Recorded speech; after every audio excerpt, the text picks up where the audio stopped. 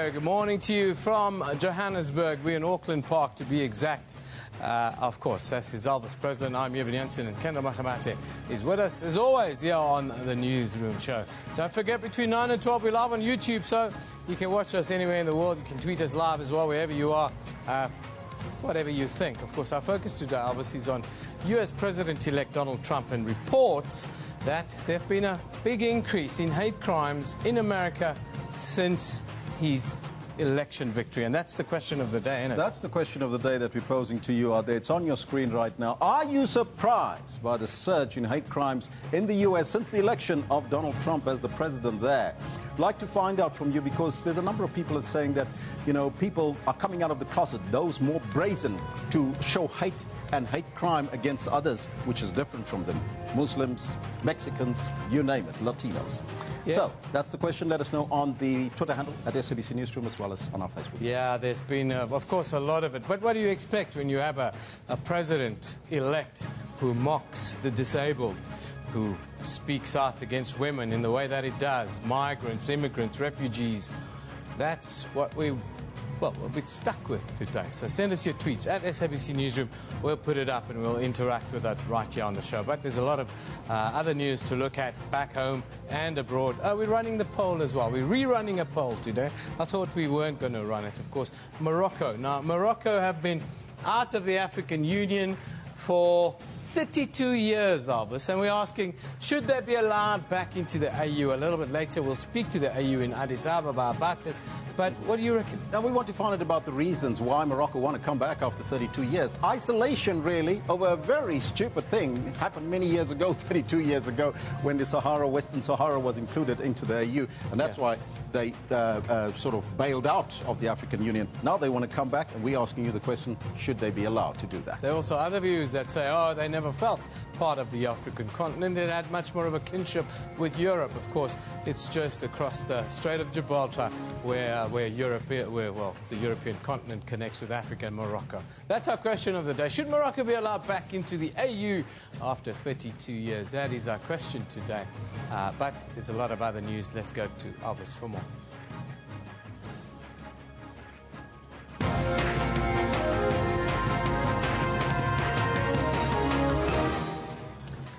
Justice and Correctional Services Minister Michael Masutha will address the meeting of the Assembly of State Parties in The Hague in the Netherlands today on South Africa's decision to withdraw from the International Criminal Court, the ICC.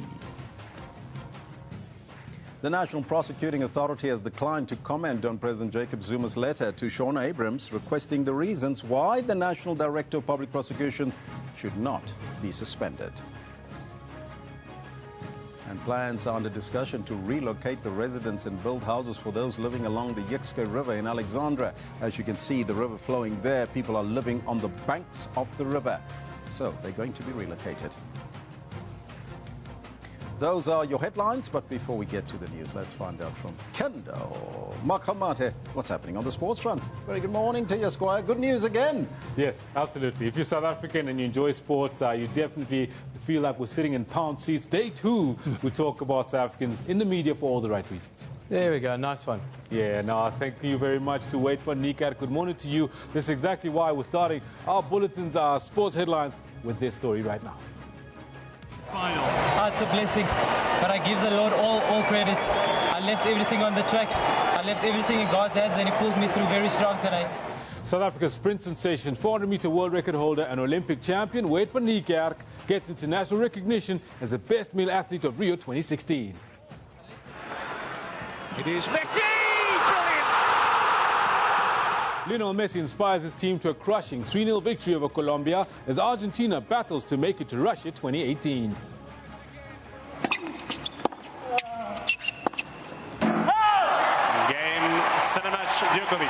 Novak Djokovic battles past the brave Milos Raonic to make it 2 wins out of 2 at the ATP World Tour Finals in London. All this and more will be bringing to you in detail at about 10:40 or so. For now, it is back to Elvis, who's got the news. Thank you, Kendall. Top story this morning. Justice and Correctional Services Minister Michael Masutha has welcomed the Constitutional Court's decision dismissing the DA's application to have direct access in a bid to challenge government's withdrawal from the Rome Statute of the International Criminal Court. The court found that the matter did not invoke the jurisdiction of the court and that it was not in the best interest of justice for the court to hear the matter at this stage. Meanwhile, the minister will address the meeting of the Assembly of State Parties in The Hague in the Netherlands today. The news comes on the eve of the meeting of the states parties. The courts were very explicit in how they laid out the matter. They said it would be better for us to then approach the lower court so that we can work its way. So the response was, it can't be heard now, it can be heard at a later stage because we are quite clear it's going to end up there. So that is and already we've applied for an expedited hearing from the Gauteng North High Court. We'll submit those documents tomorrow so that we can get a quicker hearing, noting the context within which the matter takes place. DA defense is a representative of imperialists, and therefore they think that in order for them to promote human rights, it must be under the guise of the ICC. Africans themselves cannot uphold the rule of law according to the Democratic Alliance. Hence, there must be a master in Europe somewhere who must oversee Africans, because Africans, according to the Democratic Alliance, on their own have no capacity to promote human rights. We think that is unfortunate, and this is ideology and political assertion that the court rejected yesterday. It was good. Minister Masuta will be traveling to The Hague to address the meeting of the Assembly of the States Parties. In the last Assembly of States Parties, South Africa was listened to, as well as Kenya, for instance, when they have issues that they raise. So this is why this forum was created. As long as they are able to discuss they have the forum, they're able to discuss their issues without, of course, interfering with the independent judicial duties of the court. This is what was envisaged to be done, and I hope that states will take that into consideration and address issues of an institution that they are part of at the forum that was created for that, which is the Assembly of States Parties. The ICC prosecutor has raised concerns. So whether for my country or any other country to leave the ICC family is something that we deeply regret. The court is working hard to restore its credibility. The ICC is complementary to national jurisdictions. It does not replace national jurisdiction. In fact, one of the reasons for establishing the ICC is to also ensure that domestic jurisdictions take their responsibility. It's a primary responsibility that never goes away, that they take that responsibility to investigate and prosecute on their own.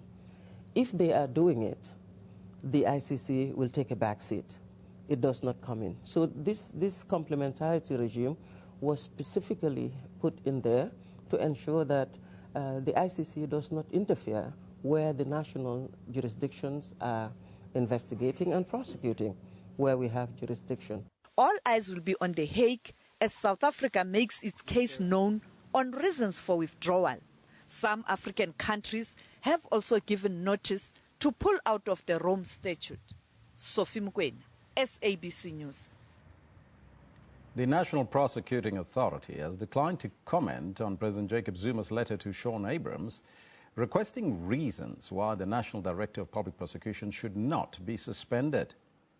Yesterday, the President requested written representations from Abrahams and the NPA heavyweights Sibongile Mzinyati and Turi Pretorius.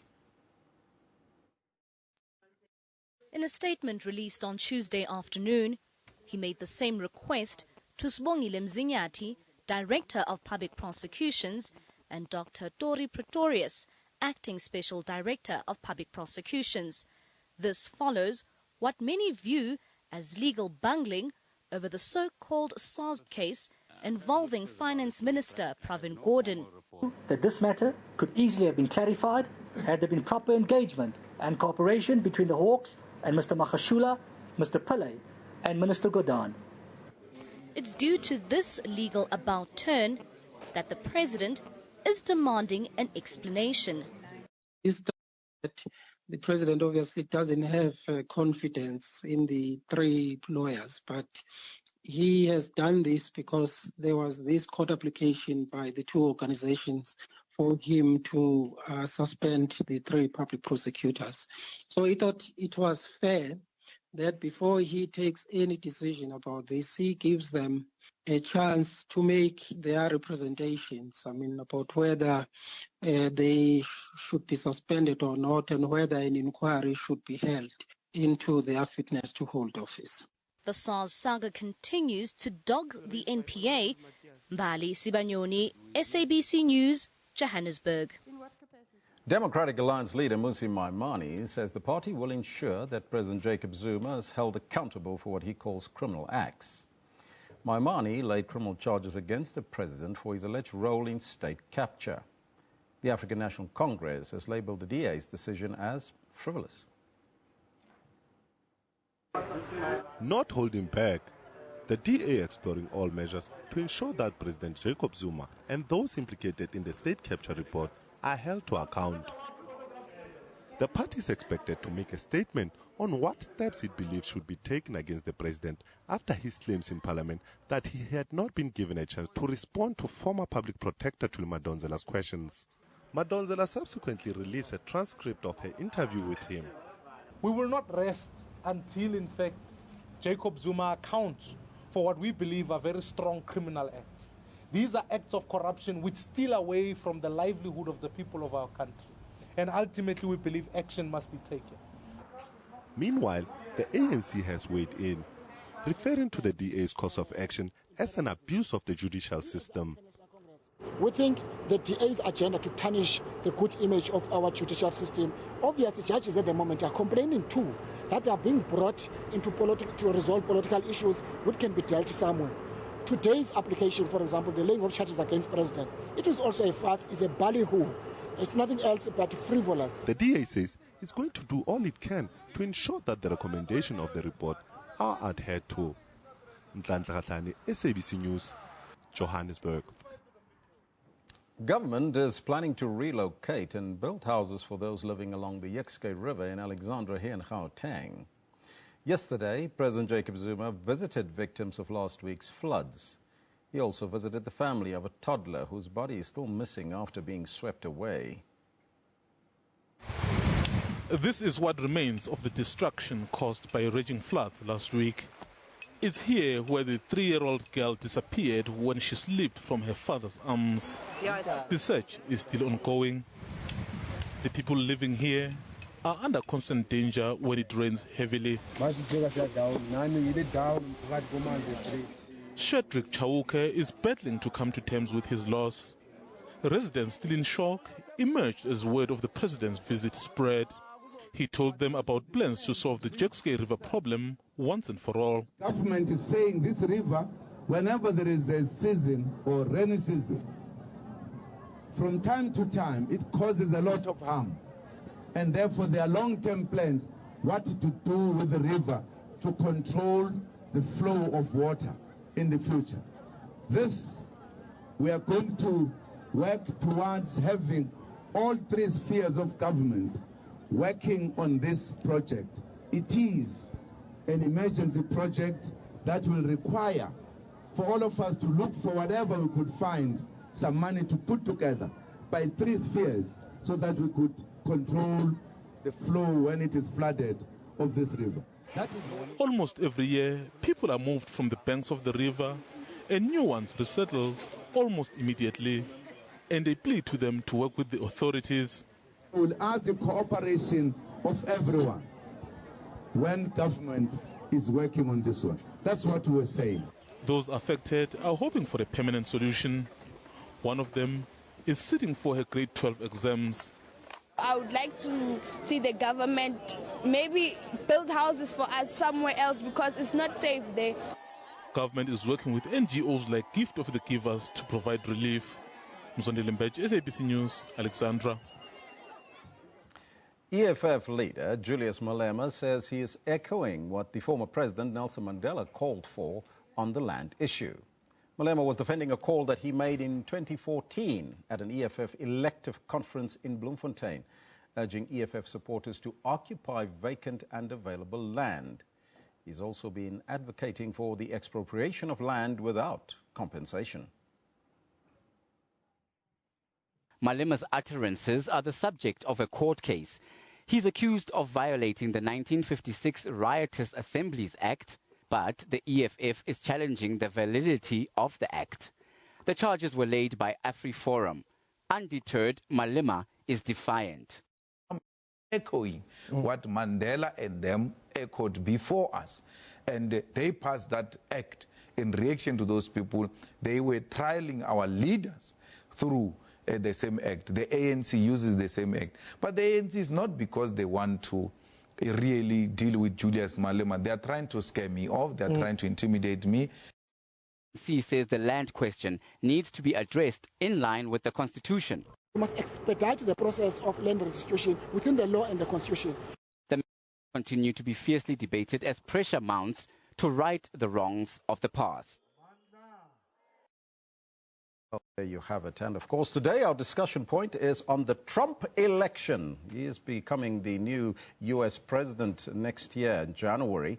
The question that we pose to you today, are you surprised in the surge in hate crimes in the U.S. since Donald Trump's victory?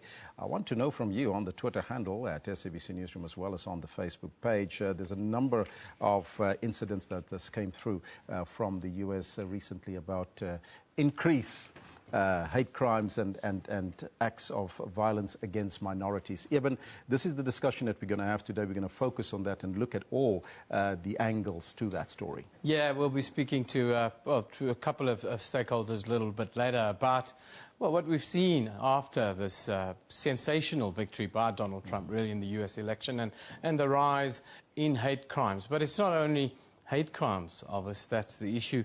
There have also been anti-Trump demonstrations cropping up across the USA since Donald Trump's, since he was elected as U.S. president last week. The latest protest came as critics slammed his selection of a right-wing firebrand, Stephen Bannon, as his chief strategist, with many fearing the move could lift white and nationalist believers into the top levels of the White House. From New York to Los Angeles, Seattle to Chicago, Philadelphia to Fort Lauderdale, tens of thousands have taken to the streets in what some are calling a fool's errand that cannot alter the outcome of the election. But protesters remain undeterred, adamant that they will express their disgust at the man now set to replace Barack Obama in the White House early next year after winning the Electoral College but losing the national popular vote to Hillary Clinton. These were the scenes in New York that, like many cities, has seen multiple days of protests, some outside the president-elect's home and office in Manhattan. I'm here because I'm in pain. I just want to, I just want to express myself that I just can't believe that this happened. I mean, it did happen, and I've heard a number of the commentaries that explained why, but nevertheless, it's very painful. We need a president. Right now we have a 5-year-old running the government, or is going to be running the government, and it's unfathomable. I'm having a hard time accepting it. So I'm here commiserating with my fellow Americans, trying to figure out what the heck is going on. How did this happen? In Los Angeles, similar scenes as the reality that this will be a long fight begins to set in. Protests like this can't achieve anything very practical right now because he doesn't have any policy initiatives on the table. But what I think a protest like this can do is send a message to others in the country who are upset with this new president and also internationally that Americans don't support his racist, sexist agenda. I'm an immigrant. I've come to this country from South Africa. I've seen what a police state does. I've seen people oppressed. And this is like a heartbreak of the American dream for me. So I'm fighting to keep what America stood for alive. Also reported in Austin, Texas.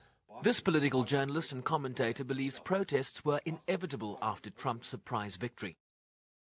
People who were shocked by this result. A number of them stayed on their couches and felt sick and took a day off from work. Other people felt a visceral fear run through them when the prospect of Donald Trump becoming the president set in on them. And that's what we're seeing. We are seeing, particularly in areas with high immigrant populations, here in New York, in Los Angeles, and other parts of the country where a lot of people stand to face very negative impacts of a Trump presidency.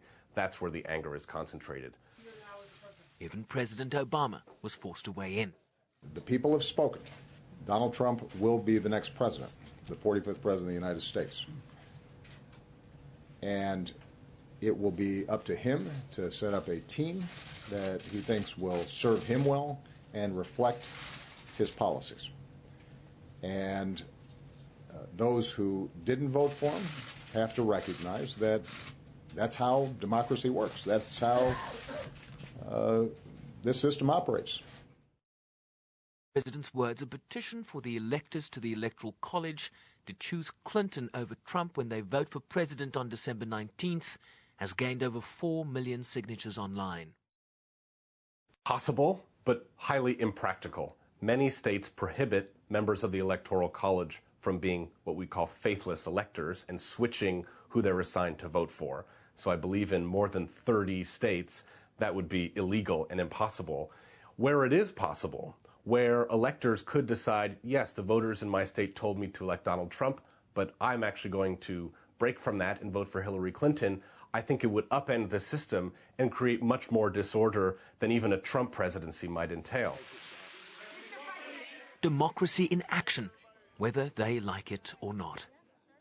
Shervin Briceby's SABC News, New York. Yeah, after a short little break, we'll be talking to Ibrahim Dean. He's in the House to talk about that plan to deport 3 million migrants immediately and start building the wall on the southern border of Texas and Mexico there in the U.S. Should be an interesting discussion. But before we go there, let's just take a look at what's happening on social media right now. What are the things that, well, people are buzzing about? President Jacob Zuma, of course, has written to NPA head Sean Abrahams asking him to provide reasons why he should not be suspended. This follows the NPA's decision to charge Finance Minister Pravin Gordhan and then later drop those charges. Now, a 52-year-old man has handed himself over to the Hawks and is due in court a little bit later today after writing the mathematics paper on the 31st of October. A Guyana high school pupil came forward. He claimed to have had access to the paper before the exam. Now, in a joint statement by the Department of Basic Education and the Hawks, they said by Friday this week, the full extent of the leak will be determined and those who've been implicated in the scandal will be notified and will have to rewrite the Mathematics 2 examination. Also, a construction worker has died after falling into a bath filled with water at a construction site in Sandton. The circumstances surrounding the incident is still under investigation. A Netcare 911 spokesperson at Yolanda Mate says paramedics arrived on the scene and found that a construction worker had fallen into a bathtub and drowned. Then, some sports news now. Of course, the man just keeps on winning. South African 400-meter gold medalist, Olympic gold medalist, that is, Wade van Niekerk.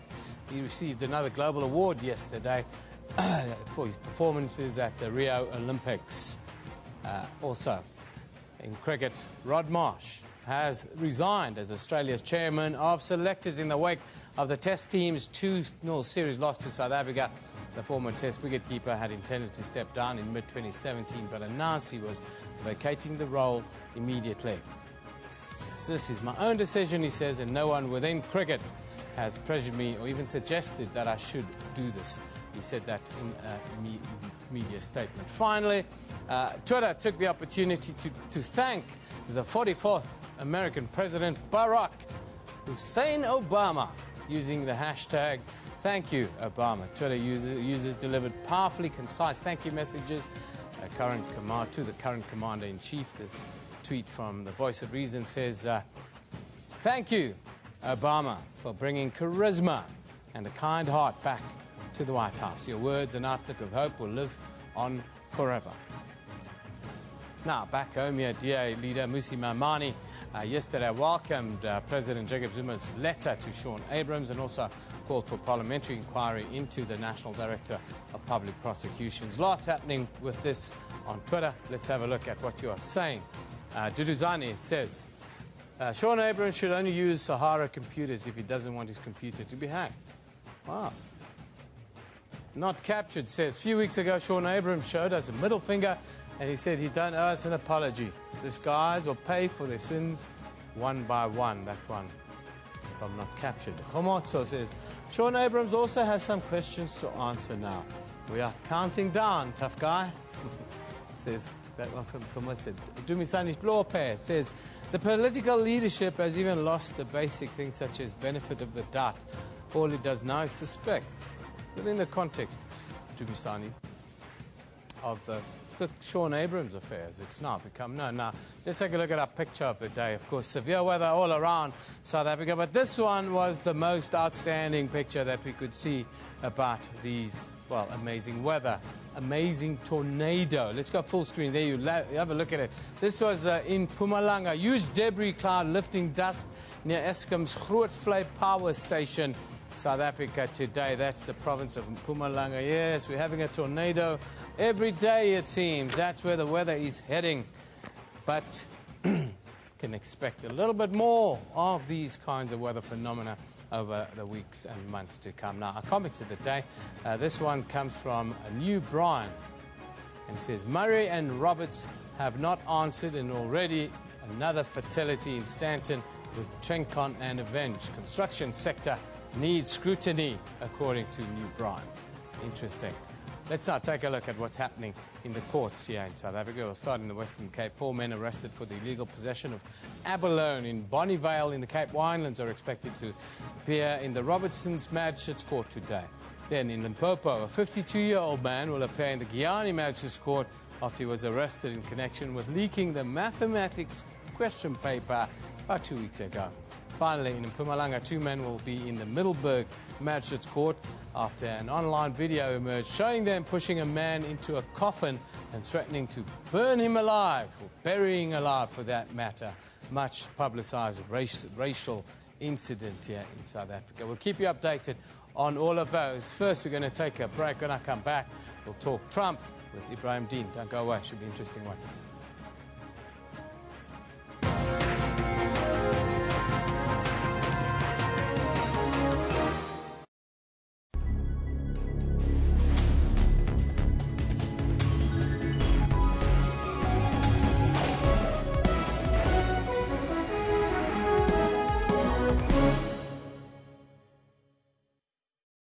Police found powerful military explosives when they swooped on a house in Springs on the Gauteng. Some of the weapons seized at this house included rocket-propelled grenades, rifles, and even rounds of ammunition. All military explosives that we found that you cannot obtain a commission. The weapons found at the house not only had the potential to cause major damage to property, but they also put many lives at risk. I could have lost any one of my family members, or most of my family members.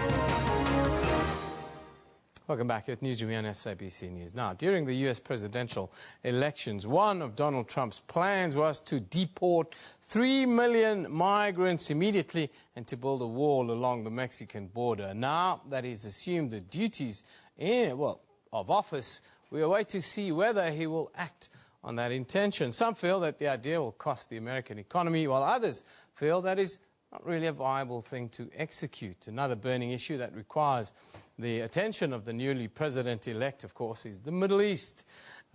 Will he play any role there? To unpack this, I'm joined in studio by Ibrahim Dean from the Afro-Middle East Center to talk about Donald Trump and his plans. Before we get into the Middle East, Ibrahim, I want to talk about this announcement within days of him assuming the presidency that he will deport 3 million migrants. And then on top of that, we see a surge in hate crimes in America. How do you view what's going on there right now? I mean, I think part of his electoral, his electoral victory, part of it was based on economics, but part of it was also based on xenophobic tendencies within the, parts of the electorate. So that's why we're seeing these rise in hate crimes. The fact that people are no longer trying to conceal their hate, but actually increase the hate. We saw this after Brexit, and we're seeing it now. And we're seeing it with, an increasing rise of the right in Europe. I mean, I think the issue at the heart, though, is more an economic issue. And I mean, I think Patrick Bond, speaking next, would probably enlighten us more on that. But in terms of this call and this statement or speech that he had on Sunday, or the interview he had with CBS, talking about his idea of creating a wall, I think it's both unrealistic and also it wouldn't be good for the American economy. Specifically, I mean the wealthy business people who are actually at the moment key in the Republican Party. So it's unrealistic in the sense that it's going to need to first pass the Senate and Congress, and I think it will fail there because one, Republicans do realize that the growing population in the U.S. is Latino American, and so they need to start appealing to that votes. So they do want immigration reform, and it is going to be a lot more stricter immigration policies. I don't think it's going to be a wall, but also that many in the Republican establishment and the Republican Party itself are very wealthy businessmen who basically gain a lot from cheaper labor in Mexico. And so they would push back on this. This is aside from the fallback that it would be it would garner from the Mexican administration, who's already talking about re-looking at the bilateral treaty. You're talking about American state capture. The American state capture has been there for long now. I mean, Clinton and Wall Street. It's just part of the way that they do business, isn't it? We just have to look at Bernie Sanders and the fact that he was the only one that seemed to have been from outside the establishment, and they were a stem. I mean, as people were saying, the DNC themselves killed their best candidate. Yeah. I mean, if there's that's the biggest evidence of state capture. Let's just quickly move over to the Middle East, because there's this uncomfortable silence, I think, on the part of Donald Trump right now, and I think it's being reciprocated from from nations in the Middle East. How do you view what's going on, and what do you expect to happen in the short term? I mean, I think they're still waiting to see his actual, his actual appointments. Who he would appoint as, Secretary of State? Who is he going to appoint as Defense Minister or Defense Secretary? And I think we do see an isolationist tinge in his foreign policy rhetoric so far. So we will see, relations with the Saudis being strained, especially because Donald Trump seems to be more inclined to allow the Russians to deal with Syria. But on the other hand, Donald Trump seems to be calling for greater scrutiny of the Iranian nuclear deal, which would ease ties with the Saudis, but I don't think it would make much tangible and practical, actual difference. So I do think there's going to be strains in the Donald Trump presidency towards the Middle East and from Middle Eastern leaders, especially because of Donald Trump's, there's some, he's flip-flopped on most issues, but a few issues is not flip-flopped. One is the isolationist stance, and the other one is his preference for Russia to deal with issues. You talk about Russia and Syria and him leaving all of that to Syria. The same day that he's elected, the following day almost, Russian aircraft carriers go into the Eastern Mediterranean off the coast of Syria, for that matter, and start exercises into Aleppo and so forth. Is that a coincidence? I mean, if it's a coincidence, then it's. But I think we can see this. We already seen, the Russian congratulations and the calls to reset the Russian-U.S. relations. So we are seeing Russia now knowing that it has more leeway, and not being fearful of exercising that leeway, especially in Syria. We're seeing the Russians get closer in Egypt because of the Saudis cutting off its oil supply. So we're seeing the Russians move in, and we're seeing the Americans under Trump probably moving out, maybe moving towards East Asia. Let's talk quickly about Africa and what Trump will mean for Africa. Is it Is it a really bad day for Africa, or do you think Donald Trump will just kind of ignore Africa and allow the kind of deals we have in place to just continue? I think it's good and bad. Good in the sense that Africa is not high on Trump's interests, and so he is not likely to look much at Africa. Bad in a sense that, and I mean, Trump looking at places is not necessarily good. Bad in a sense that, a big part of his victory has been this economic, the fact that globalization and neoliberalism doesn't benefit all. Yeah. So he's going to cut aid. That's one of the issues. And the President's Fund on AIDS Release, PEPFAR, and those issues may be revisited. Secondly, I think in terms of AGOA, the African Growth and Opportunities Act, he's very likely to try and see, a tightening of restrictions and, call for the release or the removal of barriers and what they would call protectionist barriers. So that would be bad for Africa. So from an economic perspective, I think it does seem to be, a bit bad for Africa.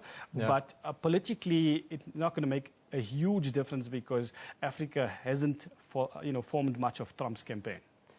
A week after the election, how do you, if you had to give a mark or show your level of surprise, what would your remarks be? I mean, a week after the election, I think it wasn't surprising that that Trump won the election. We already see lots of.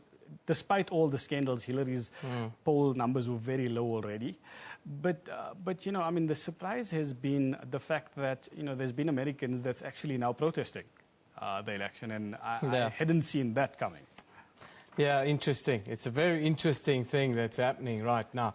Ibrahim Dean is a senior researcher with the Afro Middle East Center.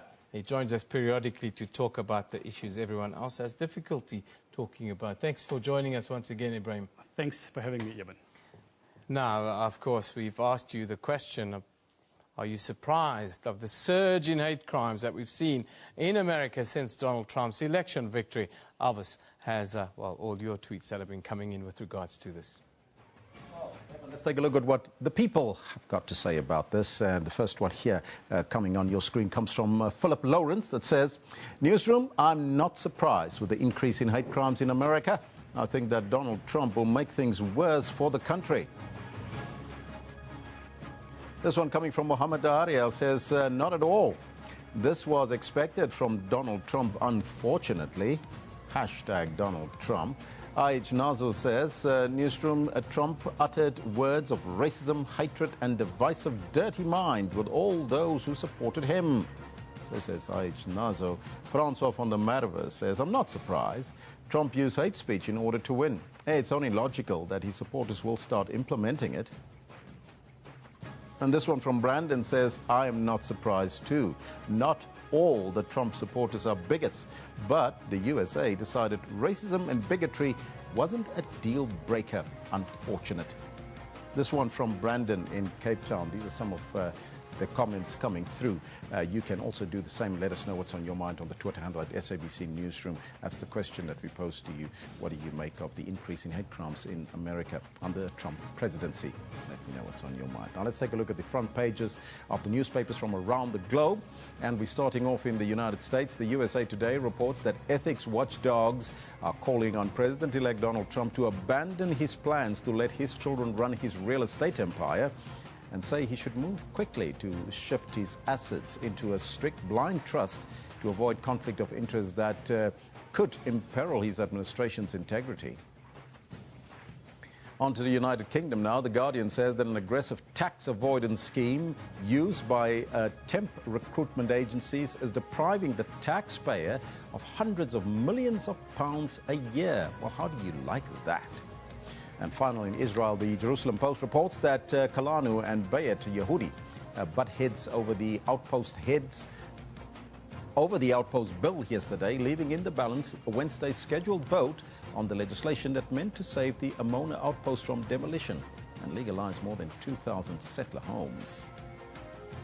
Now, those are all your newspapers. We'll take a short break and we'll be right back after that. There's the question on your screen again. You can let us know what's on your mind. Are you surprised in the surge of hate crimes in the United States? We'll continue that discussion right after this.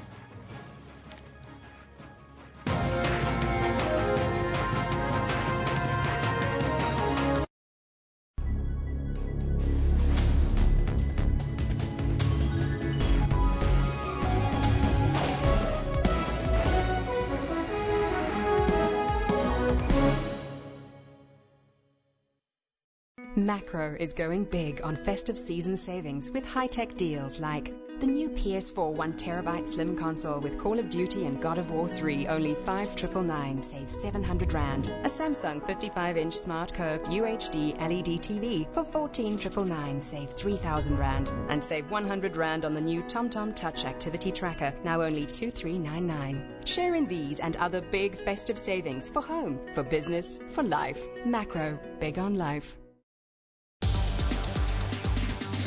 On Network, we tell you about Africa's social media and technology landscape. 21st century economies rely on technology to truly thrive. We have quite a comprehensive portfolio of interventions in the tech entrepreneurship space. And Africans are using tech and social media to solve the continent's unique challenges. App Nigeria is an online marketplace. Radio Vibe is a social media platform for radio music. That's Network with me, Spumelele Zondi, every Sunday at 7:30 p.m. Central African Time.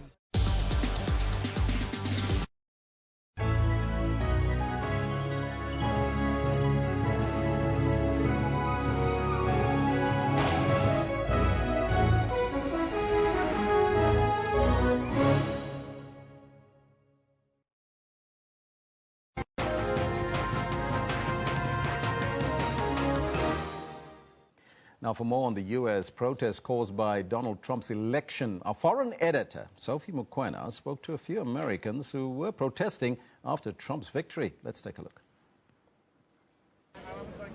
I'm very surprised. I think for the past couple of weeks I convinced myself that this was not possible, and now I'm a little scared for the rights of the LGBTQ plus community, the rights of women, the rights of Muslim Americans, the rights of black people, the rights of basically anyone who isn't a straight white man, and I'm nervous. I am shocked and I don't want to believe it. I don't think, I mean, yes, it happened by voting, but I am shocked at the amount of people in America who would choose the path of someone who is a known misogynist, who is facing allegations of horrible things, who treats people and whole communities very openly with disdain, as opposed to someone who has worked for our country for many years, Hillary Clinton. I just think it comes down to systemic oppression and misogyny, and I'm just very, very shocked. Probably, yeah. It's definitely crazy to me. One big thing with Trump is uncertainty. So, however, what happens next is a toss-up. It could be anything.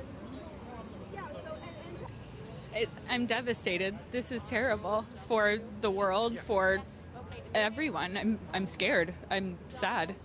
I couldn't believe this happened. My reaction is pure and utter elation and jubilation. I think that this marks a watershed moment in American political history where we will see a resurgence of what has made America great, namely an economic policy that benefits the working men and women of this country, a country rooted in sovereignty and security, and a government that is not going to go on ceaseless crusades against imagined enemies while breeding the grounds for new enemies of a much more monstrous sort to arrive. Well, those are the takes from some Americans on the street. Now, leaders such as Democratic presidential nominee Senator Bernie Sanders have called for a rethinking, a rejigging of the Electoral College and warned that the president-elect Donald Trump that he should expect more street protests if he pursues divisive policies.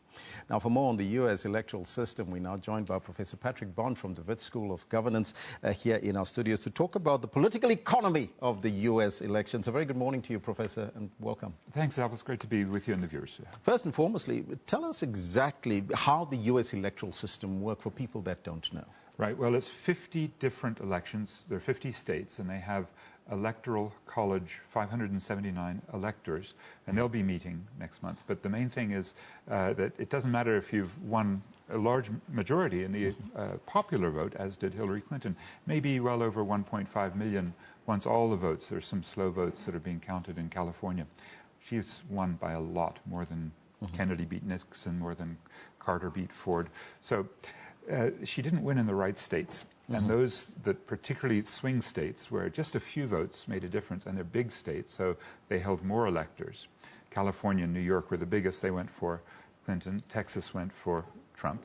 But it's those 4 states that were a surprise, and the pollsters got it wrong. Pennsylvania, Ohio, Michigan, Wisconsin, the so-called Rust Belt, where the industry is in decline.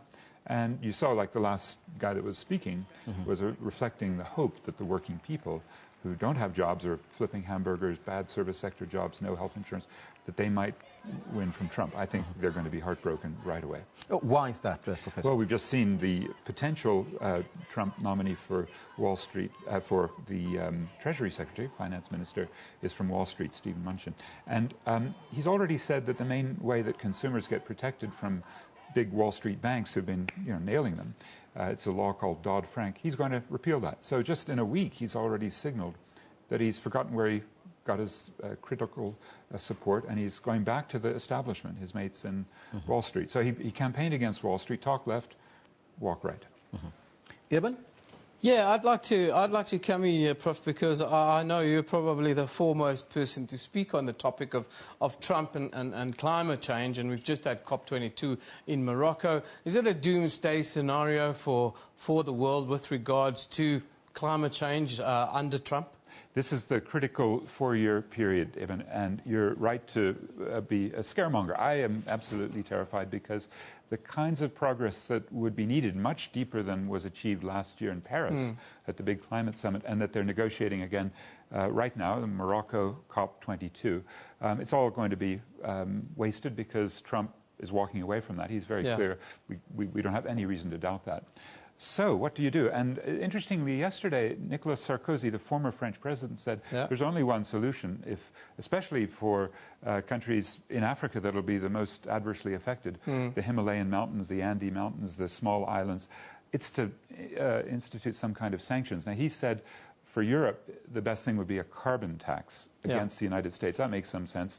They trade a lot. You have to put on a higher price because the U.S. is wrecking the world environment. And I think those would be the kind of things that the protesters are saying, delegitimize this President Trump, and maybe countries in Africa and affected by climate change. We were here in Johannesburg last Wednesday, extreme storm, ongoing drought. This man may make it impossible to stop a full-fledged catastrophe. Now, Professor, we're still talking about the electoral system, and that's a very key thing. Now, we've seen that the pollsters got it wrong in the Brexit vote. We've seen they got it wrong in the US vote. Is that perhaps an indication that there's a rise of populism around the globe? Yes, I mean, many of us, I'd be the first to admit guilt that my theory of how you get elected in a place like the United States is more money. You attract money, mostly from big business, and you use it to buy advertisements, and you have favorable mass media coverage. Well, that should have meant Hillary won, especially in those 4 states where she concentrated lots of advertisements. We were wrong. The hatred of Hillary Clinton and of Wall Street that she personifies, secret speeches to Goldman Sachs, the deals that her husband, Bill's foundation, were doing, so-called pay-to-play with the State Department when she was the Secretary of State. People were really angry. Some of the emails that were leaked by WikiLeaks about how that campaign worked, I think confirmed for people they were dealing with the personification of the hated 1%. And let's be frank, the 1%, the top people in the United States, they took all of the newly created wealth in the country since the crash of 2008. So really this is a kind of class reaction in those 4 states where people have hopeless economic futures. Now, Bernie Sanders said that the US may want to take a look at the whole electoral college, which is putting a man in the presidency who didn't get the most votes. Do you agree with him, and do you think that the system perhaps should change? Absolutely. It comes really from the early years, late 18th century, early 19th century, where the elites of the United States, as it was just coming together as an ex-colony of England, didn't trust the electors. They didn't trust the masses of people. So they said, no, we'll get some elites of our own, and they'll just interpret the results. And so that gave that skew that I've mentioned. And that skew is something that could easily be corrected. You could get rid of it. And even Donald Trump himself a few years ago said, this makes no sense. Now, we talked about the political economy of the U.S., and in terms of this point, the political economy of the U.S. election. Talk to us about that, and you touched on it in terms of media and, of course, money. And it's fluid, so any existing theories, my own included, have to be reconsidered. We normally would look at that political economy as to who holds power by way of the ideology and the material interests of specific industries. So we've seen, especially with Obama, the industry of finance. You know, none of them were punished. None of them went to jail. They paid some fines. And so the financiers were supporting Clinton. But, you know, they've just had such a huge Wall Street rally after an immediate crash. And much, much more money is flooding back into the U.S. as the banks say, no, we're going to actually benefit dramatically from this financial deregulation. Coal companies, oil and gas, these were also the big political economic forces that benefit from Trump. The construction industry. And I think there's the most interesting place for us to look. The U.S. has had a declining public asset base, the infrastructure falling apart, the roads. There are two ways you deal with it. One is you leapfrog into a future where you have electric cars and public transport, and you have renewable energy, and you have a greening and a compacting of the city. So that's a green infrastructure program. Trump will do the opposite, brown infrastructure. He'll basically build airports, bridges, and roads, and carbon-intensive kinds of facilities. In doing so, he'll boost the construction sector, and already copper prices have risen. We might see in Africa some of the profits going back to the commodities that had left because of the crash of commodity prices. But that's probably temporary.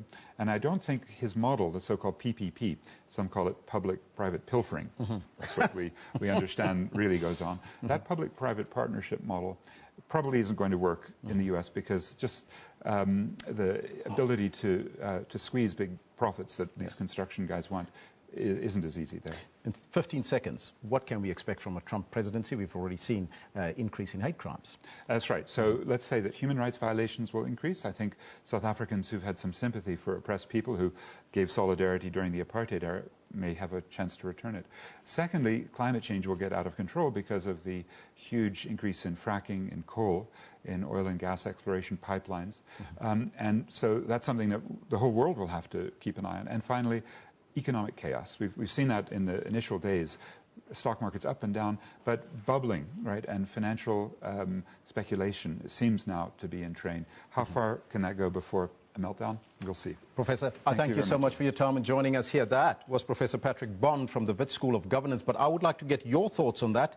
What do you think will happen under a Trump presidency? And can we expect hate crimes to increase? And are you surprised about that? That's the question. Let us know on the Twitter handle at SABC Newsroom as well as on the Facebook page. But let's go over to Kendall and Eben, who's going to talk about some sports focus. We got another good news story again, gentlemen. Yeah, obviously we have some good news, but that wasn't good news that the good professor was telling us. Sounds like an episode of Dumb and Dumber, actually. However, the good news for South Africa today is that Wade van Niekerk has won another award, this time named Best Male Athlete of Rio 2016 at the ANOC. Now, that's the Association of National Olympic Committees Award. It was in Doha last night. The 400-meter world record holder and Olympic champion was recognized and rewarded for doing the unthinkable at the Olympics. Let's take a look at some of your tweets with regards to Wade van Niekerk's latest achievement. Great news. Wade has won a male athlete, I think. Yes. Well done on your great achievement. Absolutely. Yeah, we also have Cindy Paluta. Wade van Niekerk, named Male Athlete of Rio 2016 at the Association of National Olympic Committees Awards in Doha. Andre van Niekerk, I wonder if he's a relation as well. You deserve every award that comes to you, Wade Dreamer. Well done.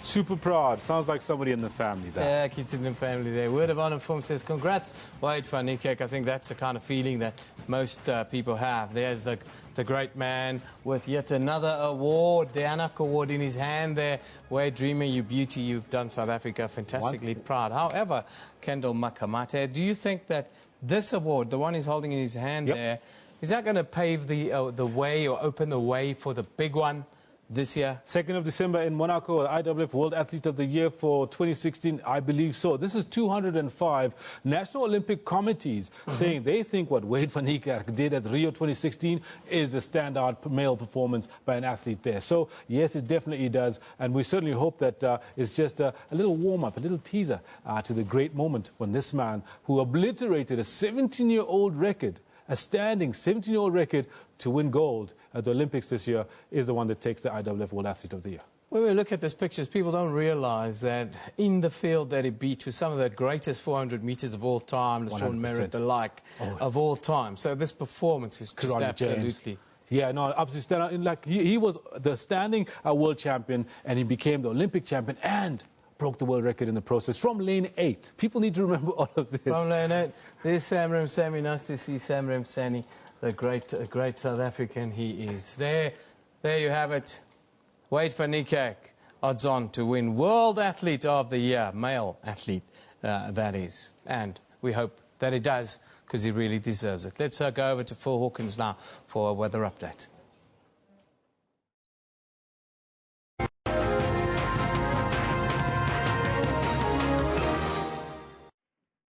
Yeah, thank you very much. Well, let's take a look at that weather. Of course, we start off as usual in southern Africa. Take a look at our rainfall for today. Well, first of all, we take a look at isolated showers, which are going to start coming in around South Africa's eastern interior there, around Swaziland, around Lesotho there. And other than that, we are expecting a fair amount of rainfall already developing in the northern parts of Zimbabwe, the northern parts there of Mozambique as well. As we progress through the day, we're going to see that intensifying, specifically though in South Africa's central interior. You would have seen that intensifying there into showers and thunder showers. We do have a weather watch for you, and it is for severe thunderstorms, so please do be aware of that. Into tomorrow, we're going to begin to see a little bit more rainfall extending down that southern coastline of South Africa through its central interior, and then beginning to join up tomorrow with rainfall through the central regions of Zimbabwe and Botswana as well. You can see that Zimbabwean rainfall remaining around Harare. Going to be a little bit of a wet one there too. Well, it's great news that the weather is coming in, the rainfall coming into some parts there. Durban peaks at 29 degrees and Bloemfontein 29 as well. It's going to be a dry day, of course, as we look towards the west. Quite windy as well, with wind speeds between 30 and 50 kilometers per hour throughout the country for today. Now, moving further north, well, we do expect quite a bit of rainfall to continue. As we said, Gaborone, Serowe, Bulawayo expecting showers for today, and it's at least isolated showers, if not stronger. So it is going to be a fairly wet day there throughout southern Africa. Fantastic news. Definitely need a lot more rainfall to come in through the season. Now, moving into the central regions of Africa, rainfall already concentrated through that central interior. It'll migrate further towards the coastlines, though, and the coastal interior there around Brazzaville as we progress through the day, and then into tomorrow. It's going to be on that western interior. The eastern regions, not nearly as much rainfall, and as you can see, rather spotty rainfall throughout the area, and dissipated through many areas there. Kigali's at 20 degrees and Kampala 21. As you can see, though, the showers concentrated around Kinshasa and Brazzaville, those surrounding areas, but nevertheless, warm to hot conditions, 29 and 30 degrees Celsius remaining in the area. So it's going to continue warm all the way throughout the day there.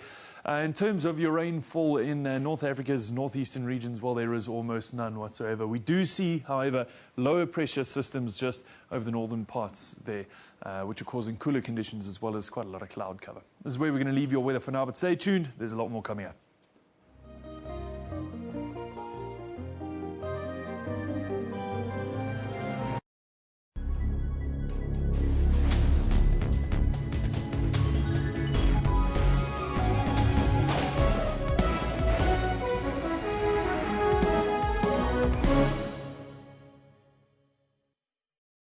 Police found powerful military explosives when they swooped on a house in Springs on the Gauteng. Some of the weapons seized at this house included rocket-propelled grenades, rifles, and even rounds of ammunition. All military explosives that we found that you cannot obtain a commission.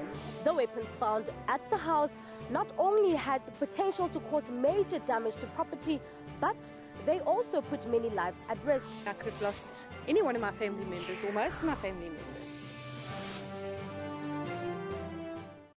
Information-hungry viewers stay with SABC News, as issues on the West are different from issues on the East or here in Johannesburg. So it is not surprising that people who follow the news know that there are two things for sure: that anything can happen, and SABC News will tell you when it does. Because we keep the nation fully informed. We are SABC News.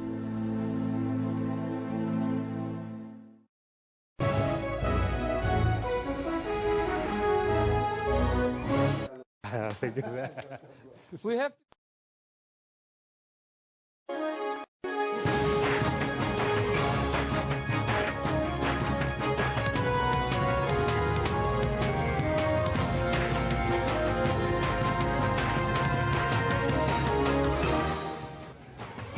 Welcome back. Very good morning to you. It's myself, Ibn Jansen, and with Kendall Mahamati with you for the next hour as we count down to 12 o'clock here on the Newsroom show. Of course, today our focus thus far has squarely been on U.S. President-elect Donald Trump and reports that suggest been an increase in hate crimes in America. Why are we not surprised? Of course, our question of the day that we've asked of you is, are you surprised in the surge in hate crimes in the U.S. since Donald Trump's election victory just about a week ago now? Now, you've been sending it in to us at SABC Newsroom. Keep it coming. You can also send it to us, of course, on our Facebook page. Now, Brandon from Cape Town, a very proud Cape Townian Brandon, says, I'm not surprised. Not all Trump supporters. Oh, thank you. Thank you. Francois van der Merwe says, I'm not surprised. Trump used hate speech in order to win. It's only logical that his supporters will start implementing it, says Francois van der Merwe. Back to Brandon. Trump supporters are bigots, but USA decided racism and bigotry wasn't a deal breaker. That is so on point, Brandon. Racism and bigotry wasn't a deal breaker. Unfortunate is what Brandon says about it.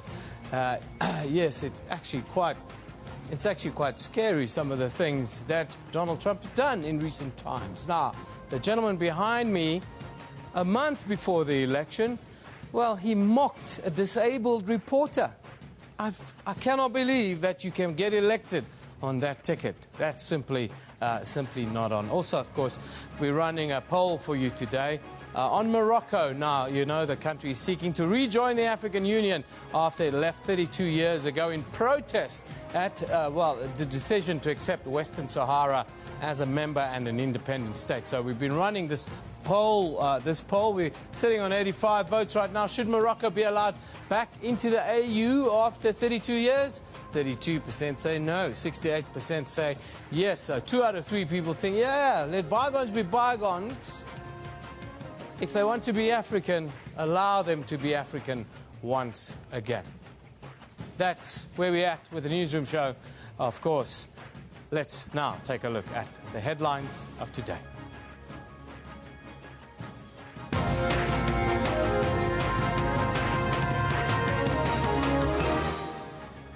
Justice and Correctional Services Minister Michael Masuta will address the meeting of the Assembly of State Parties in The Hague in the Netherlands today on South Africa's decision to withdraw from the International Criminal Court. The MPA has declined to comment on President Jacob Zuma's letter to Sean Abrahams requesting why the National Director of Public Prosecution should not be suspended. And plans are afoot to relocate residents and build houses for those living along the Yukske River in Alexandra. Those are your top stories right now. Let's go over to Kendall to put us in the picture. What's happening in the world of sport? World of Sport has got another celebration for South African fans. Wait for Niekerk. Does what we all want him to do. Wins an award. And this is what's coming up in sports this morning. Good morning to you. It's a blessing, but I give the Lord all credit. I left everything on the track. I left everything in God's hands, and He pulled me through very strong tonight. South Africa's sprint sensation, 400-meter world record holder and Olympic champion, Wait for Niekerk gets international recognition as the best male athlete of Rio 2016. It is Messi! Brilliant! Lionel Messi inspires his team to a crushing 3-0 victory as Colombia, as Argentina battles to make it to Russia 2018.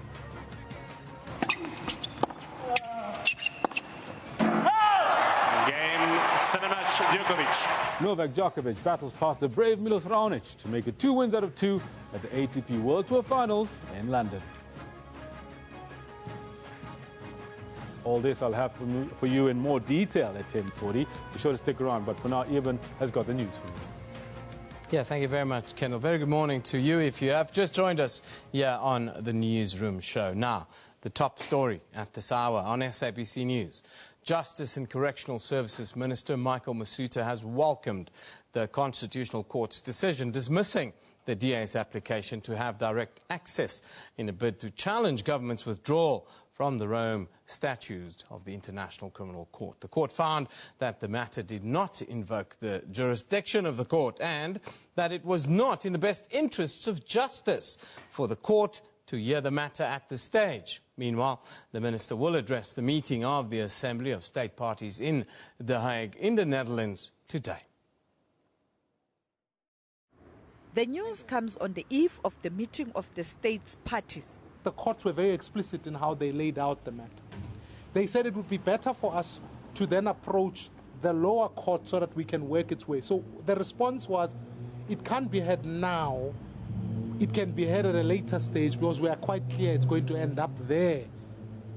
So that is and already we've applied for an expedited hearing from the Gauteng North High Court. We'll submit those documents tomorrow so that we can get a quicker hearing, noting the context within which the matter takes place. DA defense is a representative of imperialists, and therefore they think that in order for them to promote human rights, it must be under the guise of the ICC. Africans themselves cannot uphold the rule of law according to the Democratic Alliance.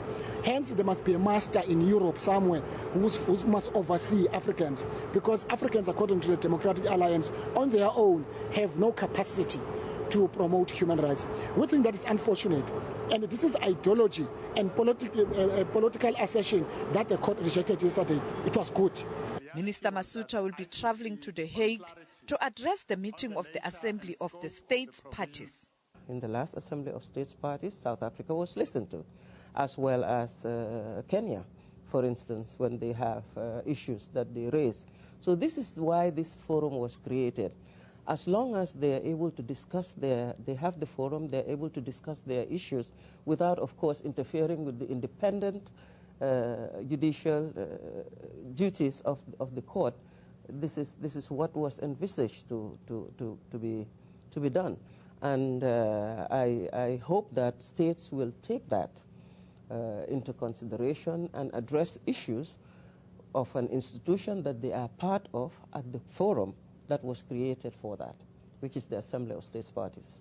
The ICC prosecutor has raised concerns. So whether for my country or any other country to leave the ICC family is something that we deeply regret. The court is working hard to restore its credibility. The ICC is complementary to national jurisdictions. It does not replace national jurisdiction. In fact, one of the reasons for establishing the ICC is to also ensure that domestic jurisdictions take their responsibility. It's a primary responsibility that never goes away, that they take that responsibility to investigate and prosecute on their own. If they are doing it, the ICC will take a back seat. It does not come in. So this complementarity regime was specifically put in there to ensure that the ICC does not interfere where the national jurisdictions are investigating and prosecuting, where we have jurisdiction. All eyes will be on The Hague as South Africa makes its case known on reasons for withdrawal. Some African countries have also given notice to pull out of the Rome Statute. Sophie Mkwena, SABC News. Now, staying with our top story, our UN correspondent Sherwin Bryce Pease takes us through the process that is expected to take place a little bit later today when Justice and Correctional Services Minister Michael Masuta addresses the meeting of the Assembly of State Parties in The Hague. I guess there's still been a flurry of diplomatic activity in the UN to try and stop South Africa from withdrawing from the ICC. It wasn't that long ago that Secretary General Ban Ki-moon said that we shouldn't do this. Well, he called President Jacob Zuma on October 30th to have precisely the conversation you're referring to, expressing his regret to President Zuma at South Africa's withdrawal and expressing a hope that South Africa would rescind that withdrawal. Of course, you'll be aware, Peter, and so will the viewers, that it takes a year 12 months for the withdrawal actually to go in effect from the day that the instrument of withdrawal is deposited with the Secretary General here in New York. Of course, South Africa is not the only country to have issued that withdrawal. We can now confirm that Gambia, let's not lose the irony on this, the prosecutor of the International Criminal Court is also Gambian, and the Gambia just this week depositing their instrument of withdrawal, joining Burundi and South Africa. So 3 countries have now indicated that they want to leave in about 12 months' time. But there is no consensus in Africa. You know, the ICC annual report was earlier this month presented here in a General Assembly sitting. And what we heard from a number of African countries, including Nigeria, Senegal, Tanzania, really calling on those countries that have indicated they want to leave the ICC to re-engage with the states parties. And I think that's what we're going to see more of when that assembly kicks off in The Hague on Wednesday. And Ban Ki-moon at the time said that a withdrawal would send out the wrong message, suggesting that countries that do withdraw were probably not going to show themselves as being committed to the causes of justice across the continent, across the world, in fact. South Africa has responded to that, but it is a concern that a leading nation on the continent, such as South Africa, might encourage other countries that were maybe borderline. I mean, Kenya's already considering it, isn't they? They are. Kenya, in that debate in the General Assembly, indicating that they hadn't quite come to the decision of withdrawal yet, but will continue to re-engage, but have certainly watched and have noted the withdrawals from African countries and continue to watch developments very closely. But more to the point of what the sort of counterbalance has been from the South African delegation, Jerry Machila, South Africa's ambassador, has not only met with the Secretary General to explain why South Africa took this decision. He's met with the President of the General Assembly. He also met with the President of the International Criminal Court when she was in town for that General Assembly debate, and really to do a number of things, Peter, to reassure the world that South Africa continues to remain committed to the promotion and the protection of human rights and justice. Ambassador Machila, I'm told, in those private meetings reiterated South Africa's commitment to fully participate in the Assembly of States Parties. And as you're reporting, Justice Minister Masuta will be participating in that meeting that starts in The Hague tomorrow. And also promising to work with other African countries, and including the African mechanism, the African Court on Human and People's Rights, based in Arusha, Tanzania, to strengthen those court systems. So South Africa really sort of countering the narrative that the world, that some in the world are pronouncing, that South Africa doesn't respect the highest principles of human rights, the protection of civilians, human dignity, and really trying to sort of allay fears that they will not uphold those principles around the world.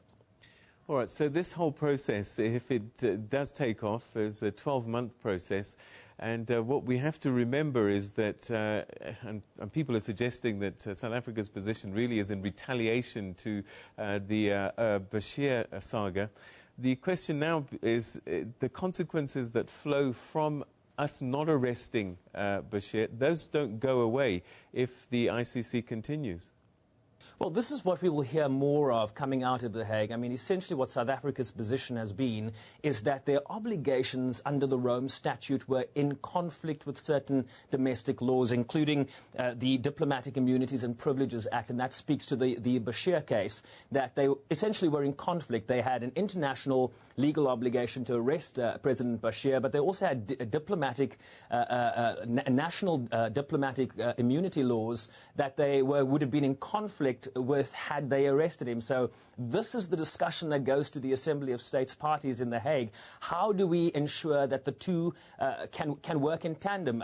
Apparently, South Africa's view currently is that they cannot. And these are some of the discussions you're going to see at the Assembly of State Parties. Can there be some compromises? Can South Africa's responsibilities under the Rome Statute be set aside, given their other responsibilities in terms of the AU Constitutive Act, for example? So these are some of the types of discussions that Justice Minister Masuta will be engaged in the Netherlands for the remainder of this week.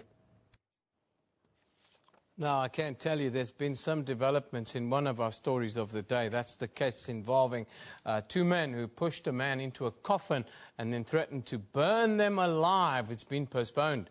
Yes, postponed in the Middelburg Magistrates Court. The pair have been charged with assault and the intent to do grievous bodily harm online footage for those of you that can remember, showing them pushing the man into the coffin, was apparently shot on a mobile phone by one of the two men involved in the incident. The video spread rapidly across social media and caused a lot of consternation. Now, our reporter, Mweli Masilela, is outside the courthouse. I can see emotions are running high there. Very good morning to you, Mweli. Just give us a quick update. What happened there? We are coming to you live from the Middelburg Magistrate Court. As you can see just behind me, there is a hive of activity. Quite a number of political parties came here to hear the case of the man that was forced into a coffin by two farmers in this area. We understand that the incident happened just near the Komati station at a farm called J.D. Beer farm. Well, what transpired inside court is that now the case has adjourned. They said that it is postponed to the 25th of January, whereby the court said there's a need for further investigations on the case. You'll remember that this case comes at the back foot, whereby the EFF leader, Julius Malema, has been receiving some condemnation on his utterances that he made in different speeches whereby he was attending that case, whereby there is a charge in terms of the Rioters Act. But then what we have seen now is that back that other side, there is the EFF spokesperson, Mbuyiseni Ndlozi, addressing the EFF supporters who have come to be part of this court case. And also just closer here, you can see there is an ANC truck. There are ANC supporters who have also come to voice to make their voice in terms of this case. So we'll hear in terms of what is going to happen from those speeches where the different leaders of the different political parties are making addresses. But I can tell you that so far, no clashes we have seen. Everything is done calmly. So back to you in studio. Yeah, thank you very much to Mweli Masilela, coming to you live from Middelburg. Outside the Middelburg Magistrates Court, I can tell you can see emotions are running high there after that case that caught the attention, caught the eye, really, yeah, in South Africa. Now, moving on. The National Prosecuting Authority has declined to comment on President Jacob Zuma's letter to Sean Abrahams, requesting reasons why the National Director of Public Prosecution should not be suspended. Yesterday, President Zuma requested written representations from Abrahams and other MPA heavyweights, Sibongile Mzinyathi and Tory Pretorius. In a statement released on Tuesday afternoon, he made the same request to Sibongile Mzinyathi, Director of Public Prosecutions, and Dr. Tory Pretorius, Acting Special Director of Public Prosecutions. This follows what many view as legal bungling over the so-called SARS case involving Finance Minister Pravin Gordhan. That this matter could easily have been clarified had there been proper engagement and cooperation between the Hawks and Mr. Magashula, Mr. Pillay, and Minister Gordhan. It's due to this legal about turn that the President is demanding an explanation. In that the President obviously doesn't have confidence in the three lawyers, but he has done this because there was this court application by the two organizations for him to suspend the three public prosecutors. So he thought it was fair that before he takes any decision about this, he gives them a chance to make their representations, about whether they should be suspended or not, and whether an inquiry should be held into their fitness to hold office. The saga continues to dog the NPA. Mbali Sibanyoni, SABC News, Johannesburg. In what capacity? Dear Leader Musi Mamani says the party will ensure that President Jacob Zuma is held accountable for what he calls criminal acts. Mamani yesterday laid criminal charges against the president for his alleged role in state capture. The ANC, in turn, has labelled the DA's decision as frivolous. Not holding back, the DA exploring all measures to ensure that President Jacob Zuma and those implicated in the state capture report are held to account. The party is expected to make a statement on what steps it believes should be taken against the president after his claims in Parliament that he had not been given a chance to respond to former public protector Thuli Madonsela's questions. Madonsela subsequently released a transcript of her interview with him. We will not rest until, in fact, Jacob Zuma accounts for what we believe are very strong criminal acts. These are acts of corruption which steal away from the livelihood of the people of our country. And ultimately, we believe action must be taken. Meanwhile, the ANC has weighed in, referring to the DA's course of action as an abuse of the judicial system. We think the DA's agenda to tarnish the good image of our judicial system. Obviously, judges at the moment are complaining too that they are being brought into to resolve political issues which can be dealt somewhere. Today's application, for example, the laying of charges against the president, it is also a farce, it's a ballyhoo. It's nothing else but frivolous. The DA says it's going to do all it can to ensure that the recommendations of the report are adhered to. Nhlanhla Gatlani, SABC News, Johannesburg. Government is planning to relocate and build houses for those living along the Yekske River in Alexandria in Gauteng. Yesterday, President Jacob Zuma visited victims of last week's flash floods. He also visited the family of a toddler whose body is still missing after being swept away. This is what remains of the destruction caused by raging floods last week. It's here where the 3-year-old girl disappeared when she slipped from her father's arms. The search is still ongoing. The people living here are under constant danger when it rains heavily. Shadrach Chauke is battling to come to terms with his loss. Residents still in shock emerged as word of the president's visit spread. He told them about plans to solve the Yekske River problem once and for all. Government is saying this river, whenever there is a season or rainy season, from time to time, it causes a lot of harm. And therefore, there are long-term plans what to do with the river to control the flow of water in the future.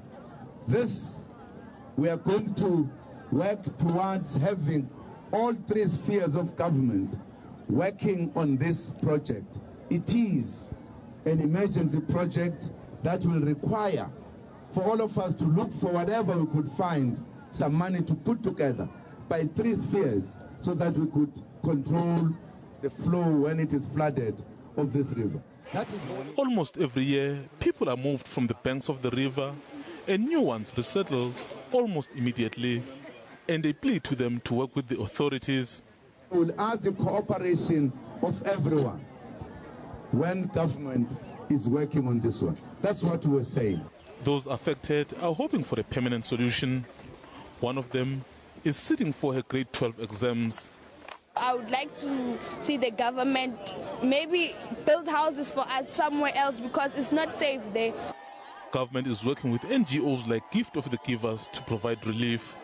Mzondile Mbej, SABC News, Alexandra. Now, EFF leader Julius Malema says he is simply echoing what former President Nelson Mandela called for on the land issue.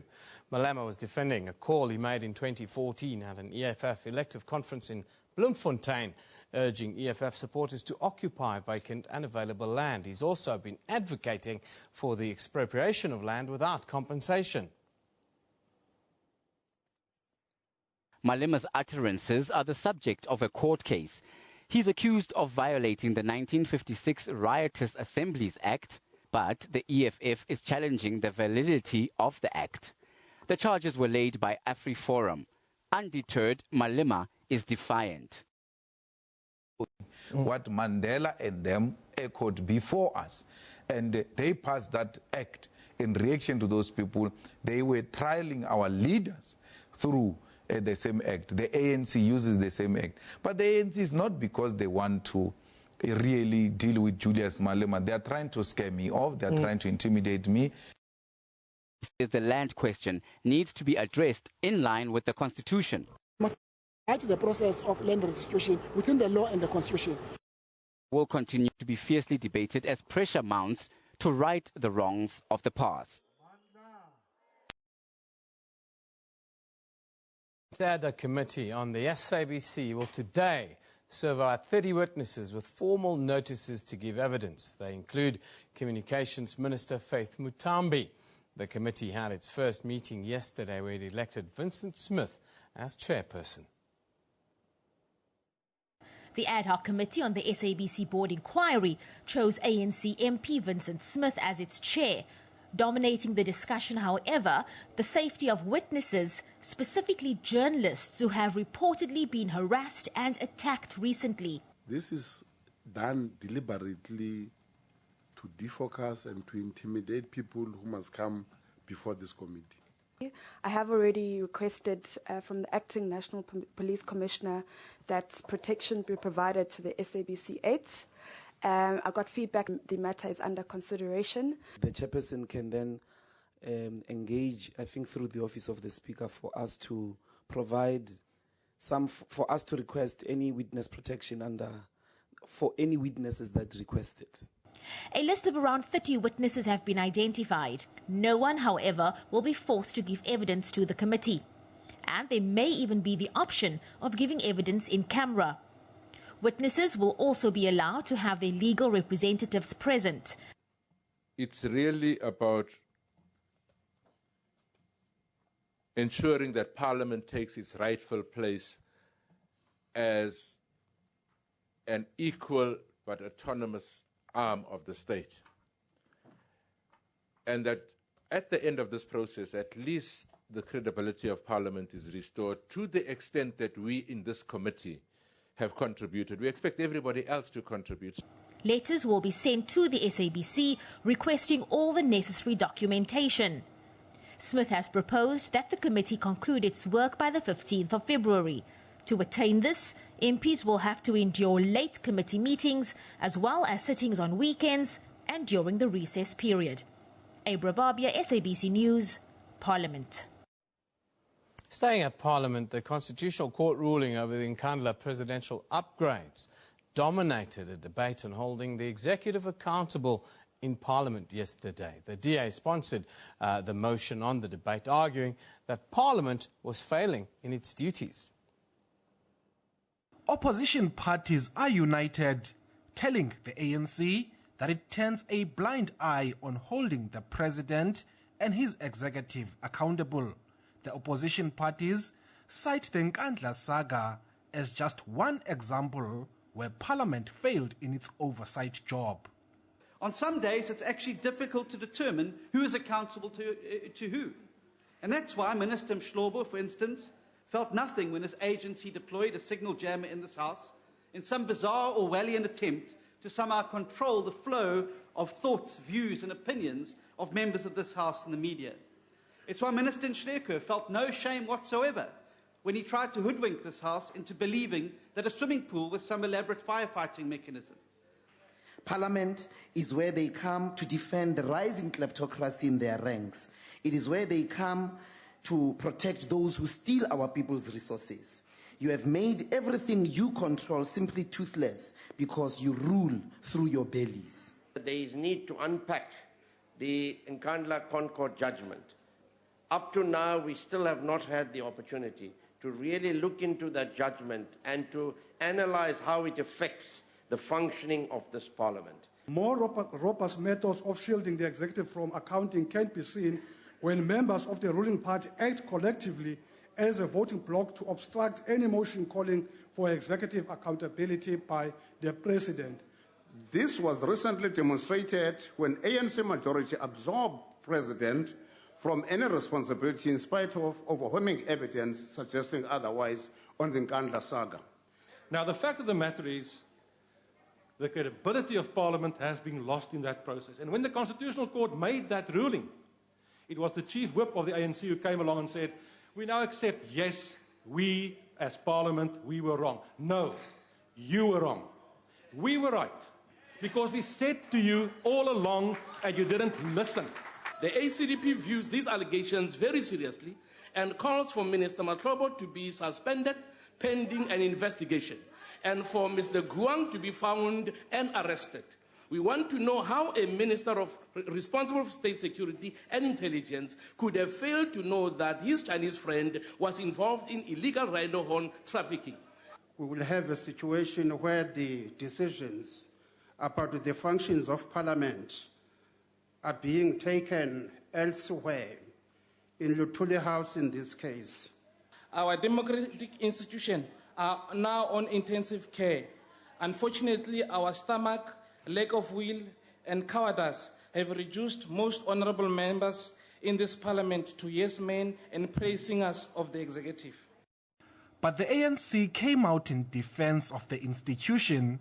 It has since put in place remedies toward that end, in line with the Constitutional Court judgment, and is making the necessary amendments in the relevant legislation. The party says it also does not want the legislature to be governed through the courts, as this encroaches on the separation of powers. Bulelani Philip, SABC News, Parliament.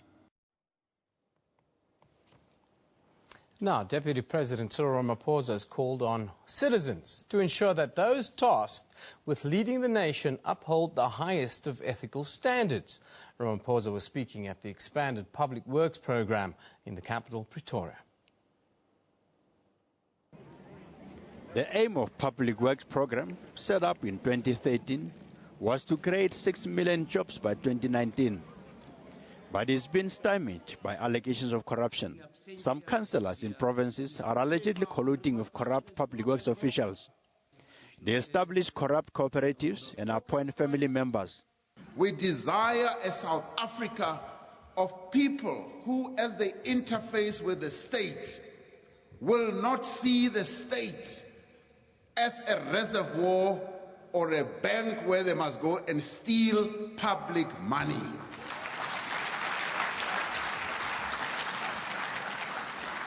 This is the South Africa of Nelson Mandela's dreams. This is the South Africa of Oliver Tambo's dreams. He says it's now time for everyone to recommit themselves to turning the country around. We envision a great South Africa, a South Africa that is ethical, that subscribes to the highest values that are enshrined in our Constitution. That is the South Africa that we envision, and that is the South Africa that we want to bequeath to our children and our grandchildren and our great-grandchildren. A clean South Africa. These projects also contribute to upgrading roads and other public assets across the country. Montlengeni Dipoko, SABC News, Pretoria. Of course, we've been asking you a question of the day with regards to our theme. Now, our theme has been dealing with Donald Trump and the kind of surge in hate crimes that we've seen in the U.S. in the last week since his election victory. So we've been asking, are you surprised in the surge in hate crimes in the U.S. since Donald Trump's election victory? That's the question of the day. Let's have a quick look at some of the tweets that have been coming in from you guys with regards to this. This one from Brandon. He says, not surprised, not at all. Trump supporters are bigots, but the USA decided racism and bigotry wasn't a deal breaker. Unfortunate. An on-point one there from Brandon. Francois says, not surprised Trump used hate speech in order to win. It's only logical that his supporters will start implementing it. Then, Ikonanaso says, Trump uttered words of racism, hatred and divisive dirty mind with all those who supported him. This one from Muhammad Arai says, no, not at all. This was expected from Donald Trump. Unfortunately, Newsroom. Now, those are your tweets. Keep it coming. Of course, we're talking about Donald Trump. Our foreign editor, Sophie Mokoena, also spoke to Donald Trump's campaign manager, Kelly Conway, about Trump's foreign policy on Europe and specifically here on Africa. Mr. Trump is inheriting a hot mess in many places around the world. I think part of why Hillary Clinton was denied the presidency is because she owns the Russia reset, she owns the Syria phony red line, she owns the Middle East, she owns Northern Africa and the Arab Spring that was not, and she certainly owns Benghazi. So it's This idea that Donald Trump as commander-in-chief and president of the United States is somehow going to make Europe nervous. I mean, look what happened in this country. I can tell you, going to his rallies, one of the biggest applause lines he gets is when he says Hillary wants to bring in 550% increase in Syrian refugees. The place goes crazy, and he says he won't do it. In terms of Africa. No, it's not Brexit. It's the Trump effect. I told him last night, stop saying it's Brexit. It's the Trump effect. Already addressed those issues, and he will in the coming days. But I would ask the people of South Africa a question back to them. Name one or two things that you think went really great while Barack Obama was the president. What happened in South Africa? What happened to our relations that you would point to and say that really needs to continue? What can we expect to hear from?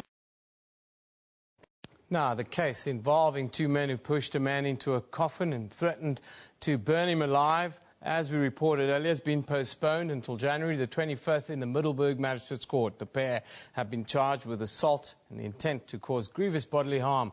Online footage showed them pushing the man into a coffin was apparently shot on a mobile phone by one of the two men involved in the incident. The video spread rapidly across social media. Now there's been a hive of activity outside the court. Let's go back to Mweli Masilela to just tell us what is happening there now. An opportunity to fix white people, and they are failing. 22 years, we gave the ANC an opportunity to fix this country. They are failing. What are they succeeding with? Corruption.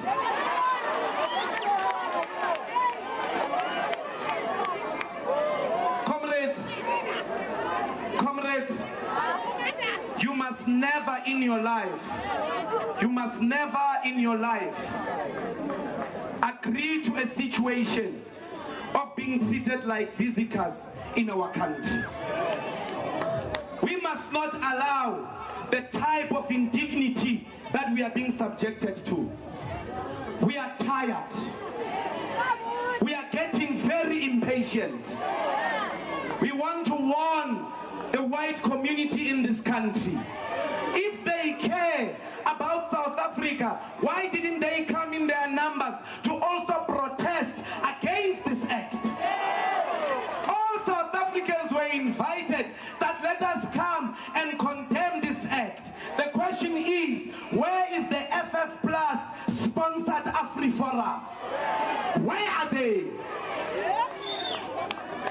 No, their job, the AfriForum job, the brutal bond, the Burema, their job is to go around South Africa looking for black people to lynch, like the Ku Klux Klans of America. Umsebenzi wabo ukugada abantu abamnyama bakhuluma ngenkululeko yabantu abamnyama. Then they come and protest. The second thing that they do is to contest and campaign against Zuma falling. But when you say racism was fall, dololo.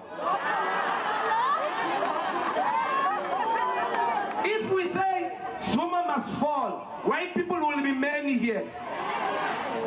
There will be many here. But when you say racism must fall, dololo. Yeah, emotions running high outside the Magistrates Court in Middelburg. Of course, we're hoping to get another crossing to Mweli Masilela with the victim in that case a little bit later. But, of course, today we put out a poll and we've been asking you, should Morocco be allowed back into the African Union? That is our question, our poll question for today.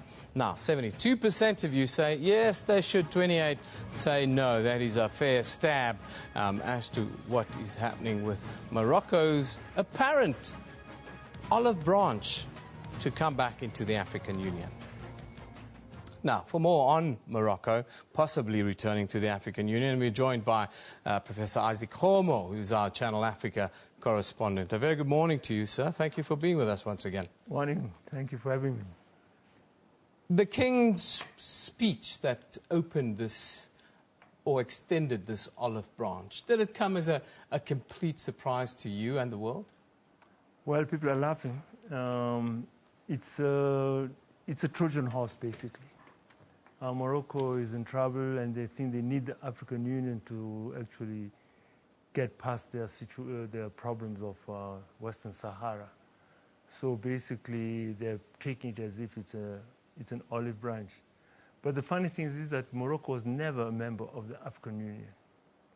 Morocco left the OAU in 1984. That was before the African Union was formed. Yeah.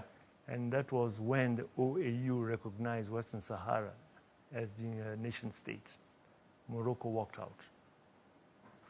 Now, when we talk about Morocco and this uncomfortable relationship with Africa in general, Moroccans in general don't really see themselves as African, do they? Well, it's a very sad thing. I mean, most North Africans, they see themselves more as Arabs than as Africans. But I mean to say the majority of Moroccans are Berbers. Yeah, the majority of Algerians, they're Berbers. And we could say the same thing about Libyans, but those are the Arabized. Yeah, and again in Morocco you've got black Africans in the south.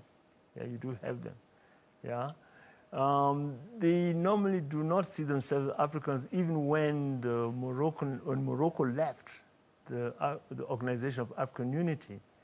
The king then actually had a very derogatory speech. He says that the OAU was nothing but just a bunch of people beating the tam-tam, tam-tam bashers. Yeah, you know.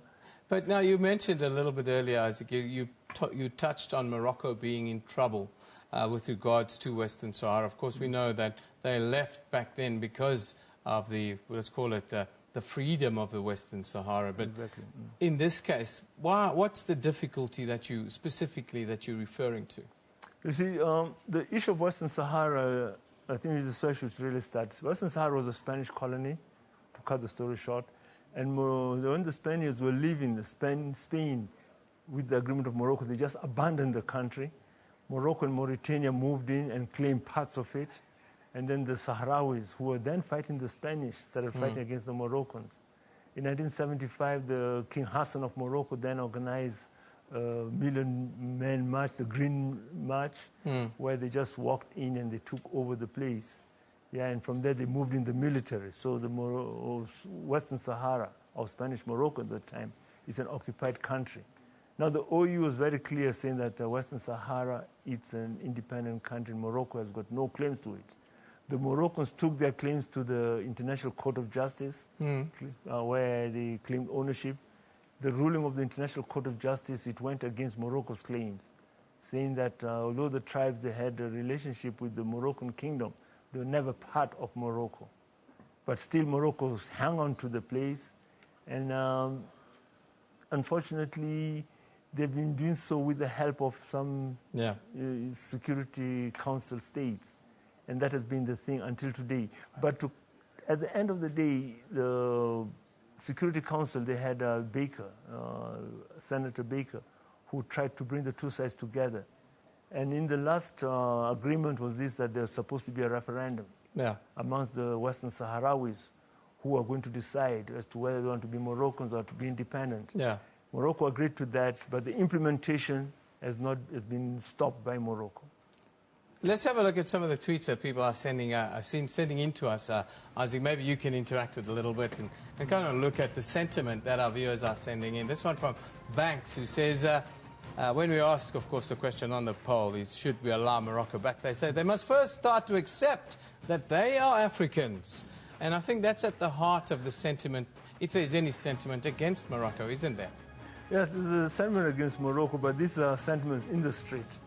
But the real sentiments of people, as far as Morocco is concerned, that they should actually ascribe to the constructive charter of the AU. And this is an interesting one from Ikon and Nazo. He says, yes, if they did not stipulate any conditions in their return, but already we've seen the king putting some conditions forward. What do you make of those conditions that the king is putting forward, if there is this openness, this openness and discussion? That's the condition which will never allow Morocco in, because with coming in, Morocco wants the Western Sahara to be expelled as a member of the AU, and Morocco should come in its place. So that thing will never happen. Have you seen any response from African leaders with regards to Morocco's latest plea? Well, Morocco has actually got a diplomatic campaign trying to get some African governments on its side. Yeah, they're trying to get the Gambians. They're trying to get the Gambians. They've got a good relation with the Gambian president. Mm-hmm. Yeah, Jammeh. And they're also trying to entice the Senegalese. Yeah. Yeah, but I think on the whole, since that was a stance which was taken by the AU and also by the AU, they would not be able to get through the... Now, you're talking about the AU. If we can wrap it up, the AU itself seated in Addis. What do you think is the sentiment there? Will they accept Morocco back with open arms, or will it be a much longer discussion? Well, Morocco, if they've got to come there, they've got to recant their claims on Western Sahara, because one of the constitutive statements of the AU is that people have got to respect the borders, independent borders of each and every country. So Morocco has actually sort of defaulted in that, and that is their stumbling block. I think they will never be allowed back in open arms.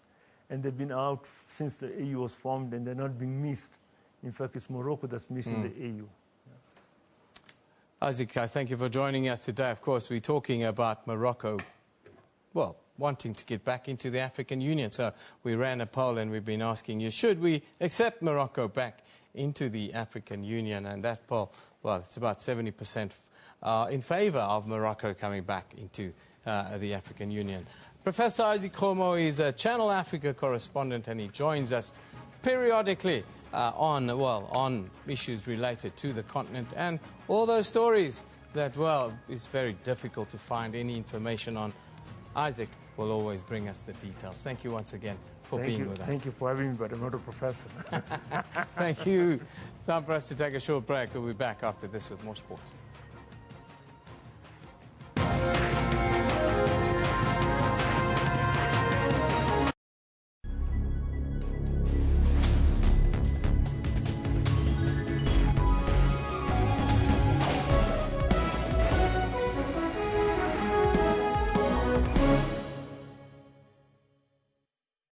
A presumed U.S. drone strike in the south of the country has killed 3 al-Qaeda suspects.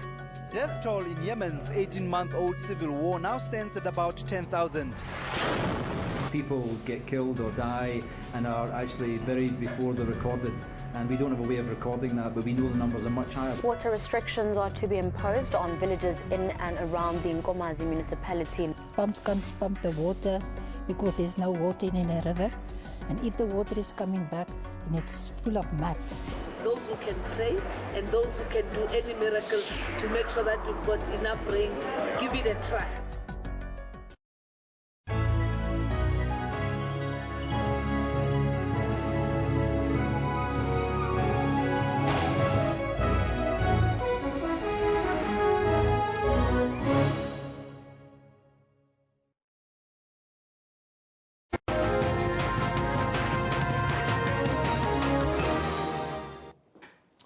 Welcome back. Wade van Niekerk is really the top of our stories for today, because Wade van Niekerk has won the Best Athlete of the Year award in the 2016 awards at the ANOC Awards in Doha last night. The men's 400-meter world record holder and Olympic and world champion was recognized and rewarded for doing the unthinkable at the Olympics. Now, South Africa's sprint sensation, 400-meter world record holder, Olympic and world champion Wade van Niekerk gets recognized by the Association of National Olympic Committees for his phenomenal performance at the Rio Olympic Games. This was when he obliterated Michael Johnson's 17-year-old record in the 400-meter men's race on his way to taking Olympic gold in the one-lap sprint. This should hopefully pave the way for his bid to become voted IWF World Athlete of the Year for 2016. That award will get chosen on the 2nd of December in Monaco. Now, while we know that the Sports Minister, Fikile Mbalula, has congratulated him, we'll be able to bring you a nice little graphic of what he had to say in the next bulletin. Now, Bafana played to a 1-1 draw against Mozambique in an international friendly at the Stadio Nacional de Sumpeto in Maputo last night. The draw means Bafana are unbeaten in their last 6 fixtures. Bafana took on Mozambique on Tuesday, looking to build on their win over Senegal in the 2018 Russia World Cup qualifiers. South Africa edged the Teranga Lions 2-1 at the new Peter Mokaba Stadium in Polokwane on Saturday to go top of their group. On the downside, though, the team went into the fixture without the services of head coach Shakes Mashaba, who was suspended by SAFA on Sunday. However, off-the-field issues didn't seem to have any negative impact on the team, Bafana wasting little time to signal their intentions. Minutes later, Bafana goalkeeper was called into action to deny the hosts as they looked to catch Bafana on the break. Bafana continued to threaten and were nearly rewarded for their efforts when Lasvat Veig placed his header inches wide. Despite the visitors' bossing proceedings, it was the home side who opened the scoring following Rowan Williams' indecision at the back. And he's been dispossessed. Open goal should be, has to be, isn't, and initially denied, but eventually scored. Mozambique through Clesio have the lead in this game. As expected, South Africa started pushing numbers forward in search of the equalizer. However, they left themselves vulnerable at the back. Mozambique started the second stanza the way they ended the first. However, it was Bafana who found the back of the net 10 minutes into the second half. Despite both the teams' efforts to find the back of the net, the match ended in a stalemate. Joseph Mohale, SABC News. Now, staying with footballing news, the senior South African women's national football team, Banyana, heads to the African Cup of Nations in Cameroon on a high. This after a 3-0 win against neighbour Zimbabwe, who are in the same group as Banyana for the Continental Showpiece. Banyana has come short of winning the Continental Showpiece on a number of occasions. They were runners-up 4 times since its inception.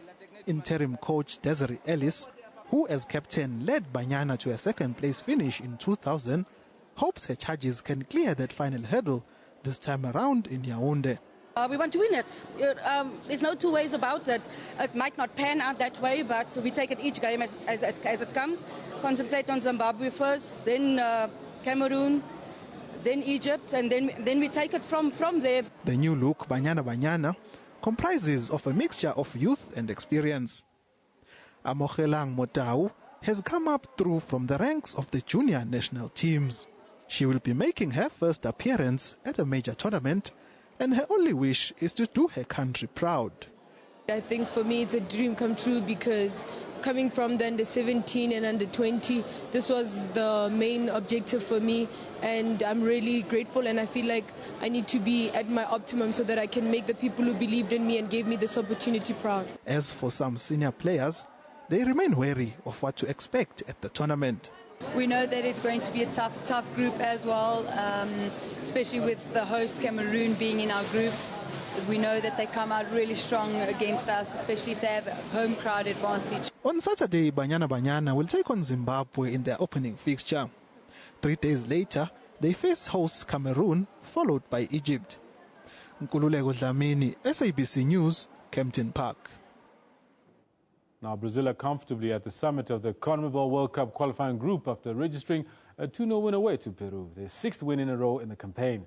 Meanwhile, Lionel Messi masterclass, netting a brilliant free kick before laying on 2 more goals, put Argentina's World Cup qualifying campaign back on track with a resounding 3-0 win over Colombia. Argentina have recovered from 2 successive defeats and are now in 5th place in the South American group with 19 points, 1 behind Ecuador and Chile. And a very warm welcome to the San Juan del Bicentenario Stadium in Argentina. Argentina came into their match against Colombia looking to get their World Cup qualifying campaign back on track and bounce back from last Friday's 3-0 loss to Brazil. Messi opened the scoring for Argentina in the 10th minute with a bending free kick that gave Colombia's David Ospina no chance. Outstanding free kick from Leo Messi, and Bowser gets just what he wanted. 13 minutes later, the hosts were at it again. Messi's cross found Lucas Prato, who flicked the ball into the far post for Argentina's second. And Edgardo Bowser's selection to start Prato ahead of Aguero pays off. Colombia pushed forward, looking to cut down the deficit, but in vain. Instead, It was Argentina that would strike again, as Messi dribbled his way into the penalty area before passing the ball to Angel Di Maria for an easy tap-in. Game over, as if it wasn't already.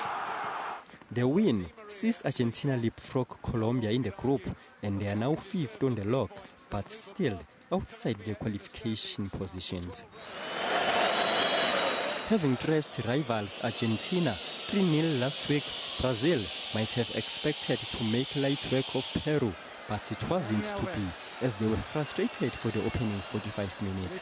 Gabriel Jesus was the star of the show in the second half, and he finally broke the deadlock. Keeps on going here. It comes for Gabriel Jesus, and Brazil lead.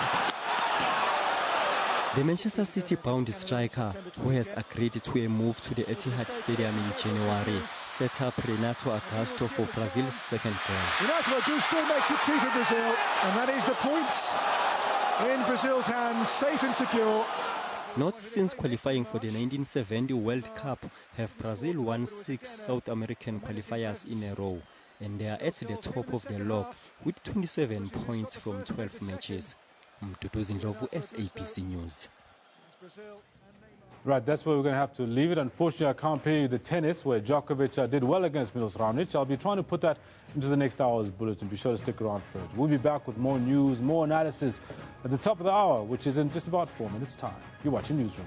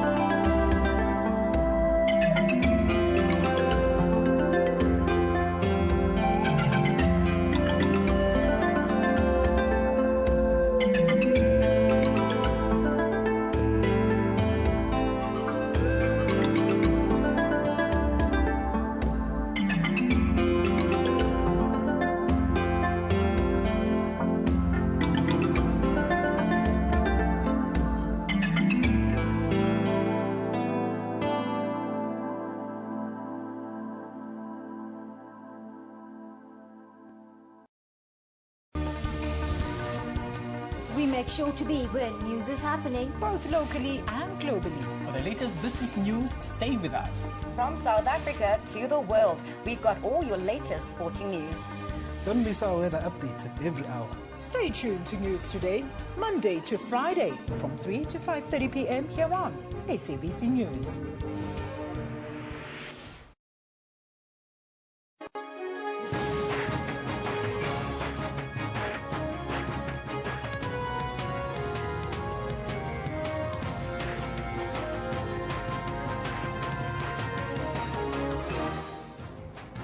Jumbo Africa, and welcome to the final hour here on Newsroom. Now today we're focusing on the US elections and the president that was elected, Donald Trump, and we're asking you, are you surprised in the surge of hate crimes in the US since Donald Trump's election victory? Please let us know on the Twitter handle at SABC Newsroom as well as on our Facebook page. As you know, we're also conducting a poll on Morocco, who is seeking to rejoin the African Union 32 years after quitting, and we're asking you, should they be allowed back into the AU? Thus far, 71 of you are saying yes, they should be allowed, and 29% are saying no. You can still keep on voting. We've got 21 hours left.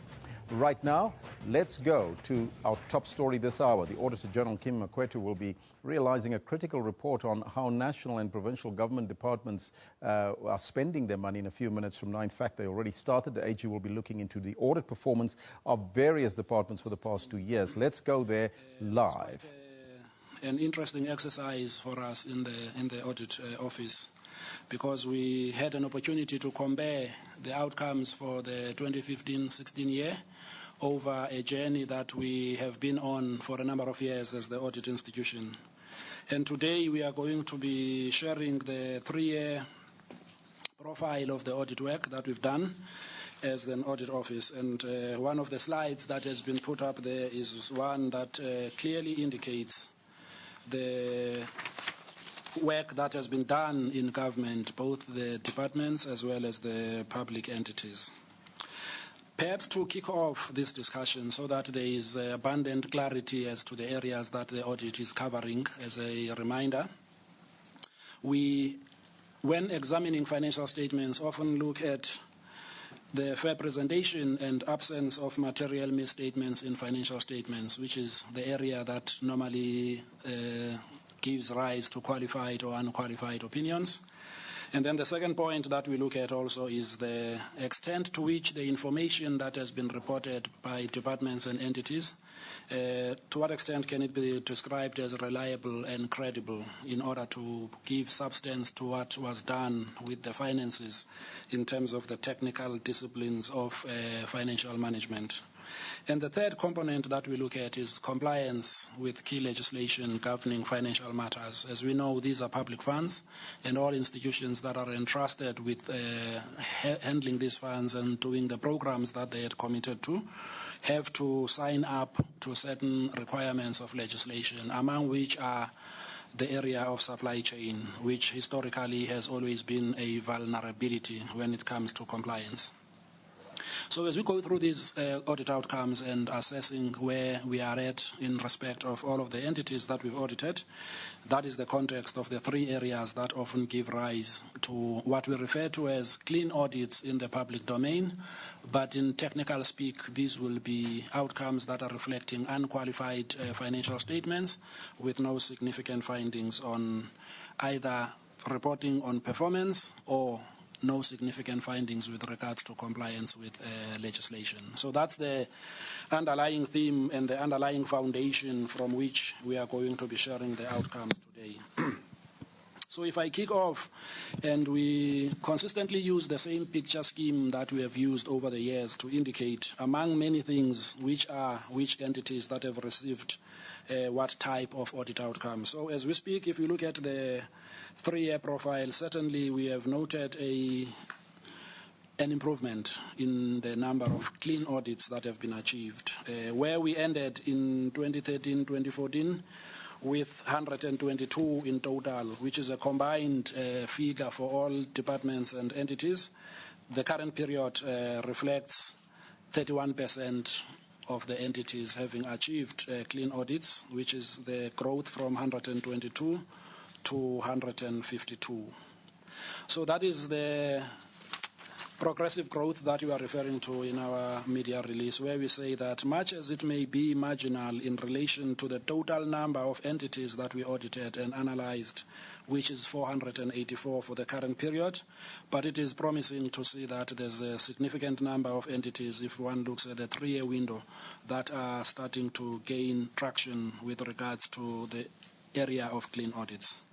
While on that, it's worth noting also that the major effort in terms of the increase in the number of these clean audits has come from quite a number of public entities. And I think it's worth noting that the difference between, as you will see in the slide presentation, the difference between the departments and the public entities have at least fared best in terms of continuous improvement year on year on audit outcomes. So that is one area that we think we want to commend in respect of the financial management disciplines that are suddenly showing a positive trend over the last couple of years. So we attribute largely a lot of this achievement to efforts that have been put in by those in leadership in these institutions, where they have started focusing on accelerating the pace at which internal control shortcomings are implemented. So that is the one area I think we can take away with regards to what the overall outcome has been in terms of the clean audits.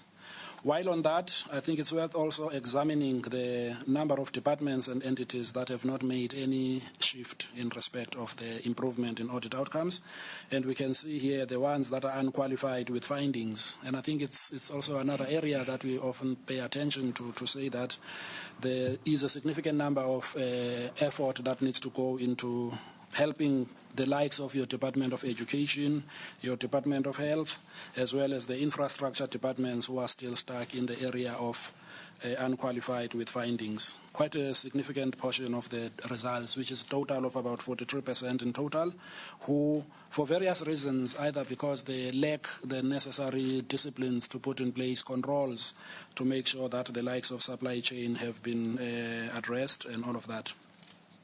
We also note in these outcomes, in terms of the summary, the number of qualified audits that are starting to shrink, where there are major difficulties with regards to adopting the accurate disciplines of accounting, and we also still have some departments that have been disclaimed, situations where it has become a nightmare to have transparent and accurate accounting records.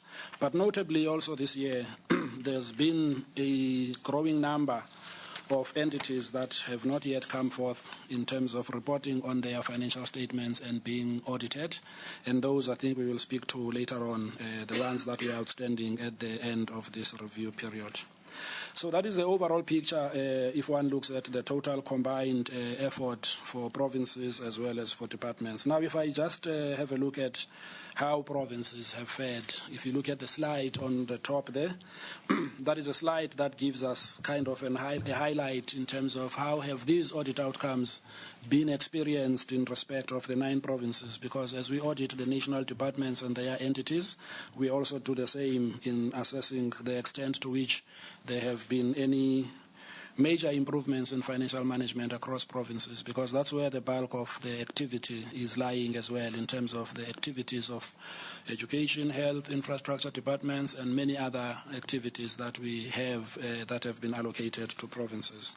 Just as a snapshot in terms of what is on page 2, if you follow on the media release, we are identifying some big improvements over the 3-year period in areas like the Eastern Cape, where the Eastern Cape has had about 36% of their auditees improving over this 3-year period. We are encouraged by this development because this was one of those provinces in terms of improvement that have been lagging behind for quite some time, followed closely by KwaZulu-Natal and Gauteng. These are the ones where we say these are the ones that have shown biggest levels of improvement. It's a comparison between the number of entities and departments that were classified with clean audit outcomes as well as others that have not achieved clean, comparing them to where they were 2013-2014. So that's the three. This Eastern Cape, KwaZulu-Natal and Gauteng have shown biggest improvements. However, if you look at the highest number of auditees with clean opinions in the current period, the one leading the pack in terms of them, all of the provinces, is the Western Cape, followed by Gauteng and KwaZulu-Natal. So I think the common element here is that if you look at Gauteng and KwaZulu-Natal, they both feature in terms of the highest number of auditees that have got clean opinions, although they are behind both of them, the Western Cape. They also feature in terms of the progressive improvement over the 3-year period that is now KwaZulu-Natal and Gauteng provinces. The other point I think that's worth looking at as well, we also had a look, if you look at the outcomes for the Northern Cape on that slide, it's also shown some improvement.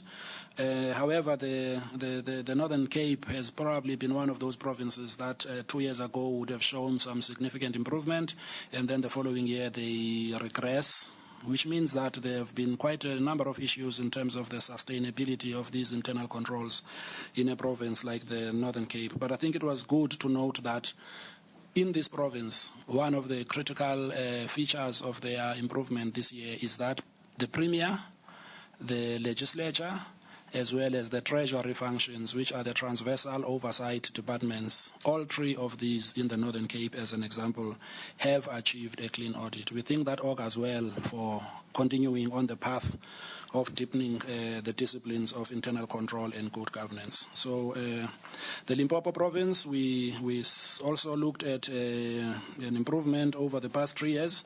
We also just, in terms of this province, noted that when there was the intervention that was made in respect of Section 100B, there has been a notable improvement in slowing down the tide with regards to the mismanagement of finances and cash flow management.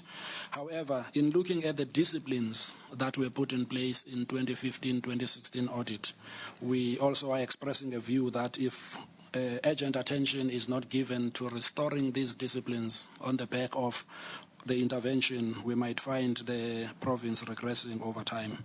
So the bottom line is that we think these sustainable financial management disciplines have not yet found expression in the current departmental processes. Hence, there has not been an observable forward movement if you look at the Limpopo province.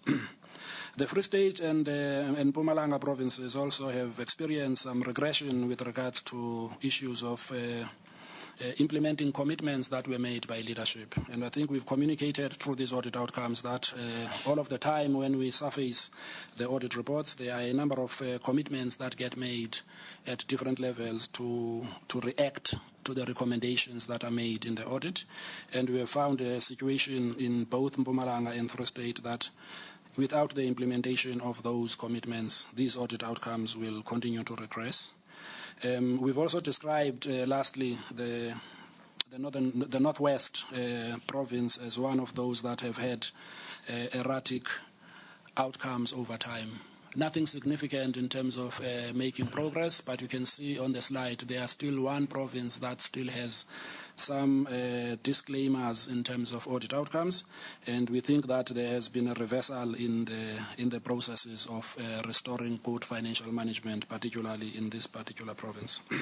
So that is the picture with regards to the provinces, and in the general report that we are releasing today, you will see there's a detailed analysis of the key issues that have given rise to the audit outcomes in each of the departments in those provinces. What we are giving now is just a high-level picture of the overall summary of these audit outcomes.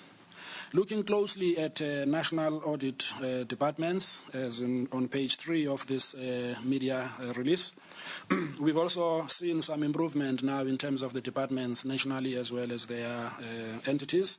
There are notable areas where we have seen a major effort that has resulted in these outcomes. For example, the arts and culture portfolio, trade and industry portfolio, as well as the higher education and training, particularly the sector authorities.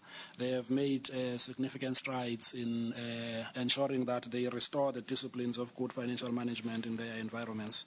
So these are the sectors nationally that we believe have done well based on these outcomes.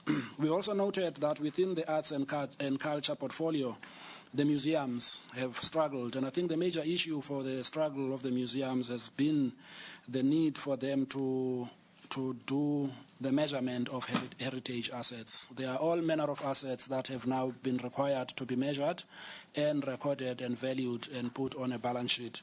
And many of these museums have failed the audit in respect of the audit outcomes because they did not have sufficient time and resources to react to the heritage requirements in terms of recording these. And some of these things are quite valuable assets, but some of them are also significant assets that cannot easily be valued over time. So you will see in these outcomes when you analyze the report that it's not purely to do with poor financial management in certain areas.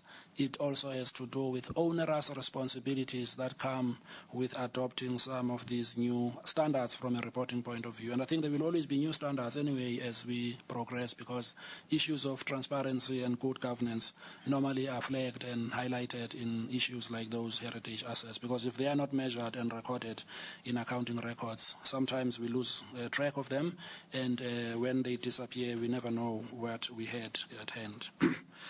The other category of analysis that we are looking at for these outcomes is to pay attention to the key areas that are major spending departments, being the Education Department, the Department of Health, as well as Public Works.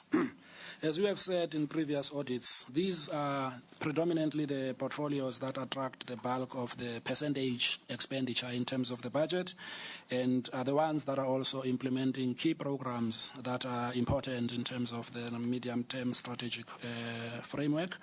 And we look at them with a view to understanding why they do not necessarily come forth with good outcomes.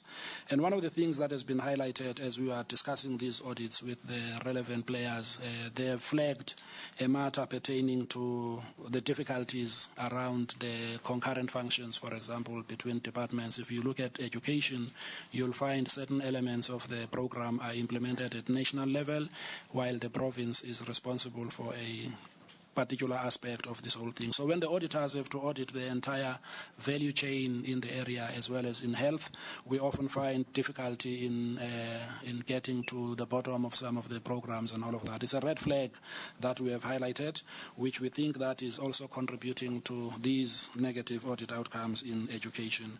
But in addition to that, I think there are also other inefficiencies as we have seen them when we did the performance audit in terms of the sector analysis for education. So it is worth looking at these key spending departments because the bulk of what ought to be done is largely under their area of responsibility. So that's largely the analysis in terms of the audit work and the national and provincial departments. We've also contained in these audit analysis the area of state-owned entities, many of which are audited by us, but there are those that are audited external to the audit office. In this category, as far as the state-owned entities are concerned, you will see in our analysis and in the report the likes of your Independent Development Trust, IDT, again receiving a disclaimer of audit opinion. And I think one of the issues that we're also paying attention to this is that this is one of those entities that are also responsible for the as an implementing agent for quite a number of infrastructure projects for the likes of education and other departments. So with it achieving a disclaimer of an opinion has also got some risks pertaining to the effectiveness and the timely delivery of projects under their care if we look at the infrastructure projects in education and so on.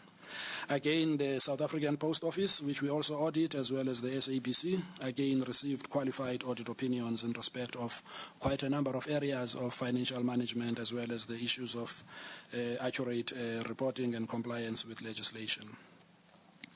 One of the notable issues we are highlighting in the report also in our assessment of the state-owned entities is the whole area of financial sustainability continuing to be a major risk. I think we're looking at this from the point of view of the weakening capacity of their balance sheets to deal with some of the future needs. And we have flagged the issue of financial sustainability as one of the major risks going forward. And also, the audit outcomes of quite a number of them also have been negatively affected by issues of weakness in leadership and and governance, as well as instability of leadership at board levels and vacancies in key positions. So if we look at the state-owned entities, we do an analysis of quite a number of these that we have signed off on and attributed a lot of the outcomes and the way the outcomes have come out to the issues that I've highlighted, including inadequate consequence management and poor monitoring and oversight over financial and performance management. So those are, in summary, the key issues that we are flagging in terms of this audit work. Looking at the outstanding audits, as you can see, we for many years have moved away from departments and entities that do not come forth and submit their financial statements for scrutiny, and we have started in the 2015-16 year seeing that culture resurfacing. It is in two parts.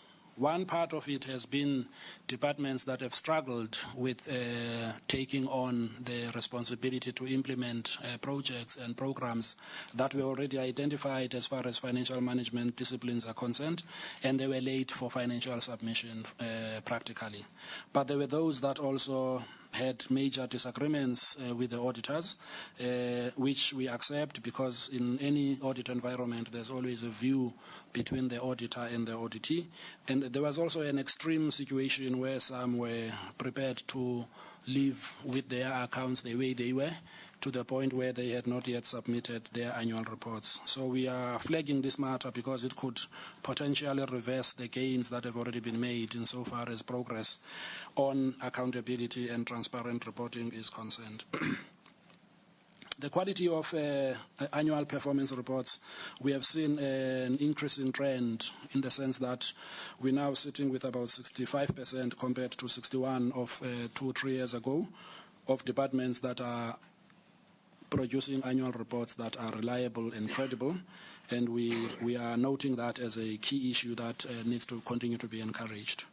On the area of improvement in compliance, certainly the improvement is noted from 27% to 33% compliance in the current period. However, we think that is still on the low side because this is where the bulk of the risk is in terms of the potential loss to the fiscus, where if you've got quite a lot of material findings in compliance, you often find these in the area of supply chain. And even if that is improving from 27% to 33% as we speak now, it is certainly on the low side. So it's worth noting that this is an encouraged trend that needs to be made to be encouraged to continue. Under F on page 5, where we deal with the area of irregular, fruitless, and wasteful and unauthorized expenditure, you will see that there has been quite a significant increase in the level of irregular expenditure. But before I go into the detail with regards to this irregular expenditure, I think it is important, as we do in the media release, to articulate the origins of this irregular expenditure, what it means, and what is at risk with regards to it. So if I start with this one, I'm going to spend a bit of time on this because I'm sure this is the one that we normally write about. So if you look at the main reason for the increase in irregular expenditure, it continues to be non-compliance with supply chain rules. So if a department does not comply with supply chain legislation, even if they've made a great effort to source the goods and services, they still remain non-compliant, and that non-compliance triggers irregular expenditure. So as we do this analysis, we also want to point out that this expenditure is expenditure that was incurred towards procurement of goods and services where the prescribed processes were not followed. And that we also want to take note of the fact that there's a requirement for supply chain to be carried out as prescribed in Section 217 of the Constitution. So when we test transactions at all of the departments and entities, we are testing them to assess whether they do indeed adhere to their policies which are drawn from Section 217 of the Constitution. And a number of instances that we found, for example, will be deviations from these controls which are identified in the audit, which is what we are normally reporting on in terms of irregular expenditure. One of the things that are contributing to this irregular expenditure is deviations from supply chain, as I said, and the attributable reasons, for example, will be emergency sourcing. So somebody has got an emergency to source a particular project or a particular good or service, they deviate from the prescribed rules because they say it's an emergency. Then there's also things like sole supplier arrangements. We can only buy it from that particular supplier for this and that other reason. Then there are issues pertaining to non-competitive quotes or no competitive quotes rather, obtained in order to assess who among the suppliers ought to be the preferred supplier. And there are also areas that deal with extensions of existing contracts. So a contract exists and the principal amount at the initial setup of the contract was, let's say, 100 million, and because of extensions you end up with a contract that is now suddenly in the billions. So these are the type of issues that we are raising in supply chain to say that this irregular expenditure is not arising because the goods and the services that were bought had not been received. That's not the point.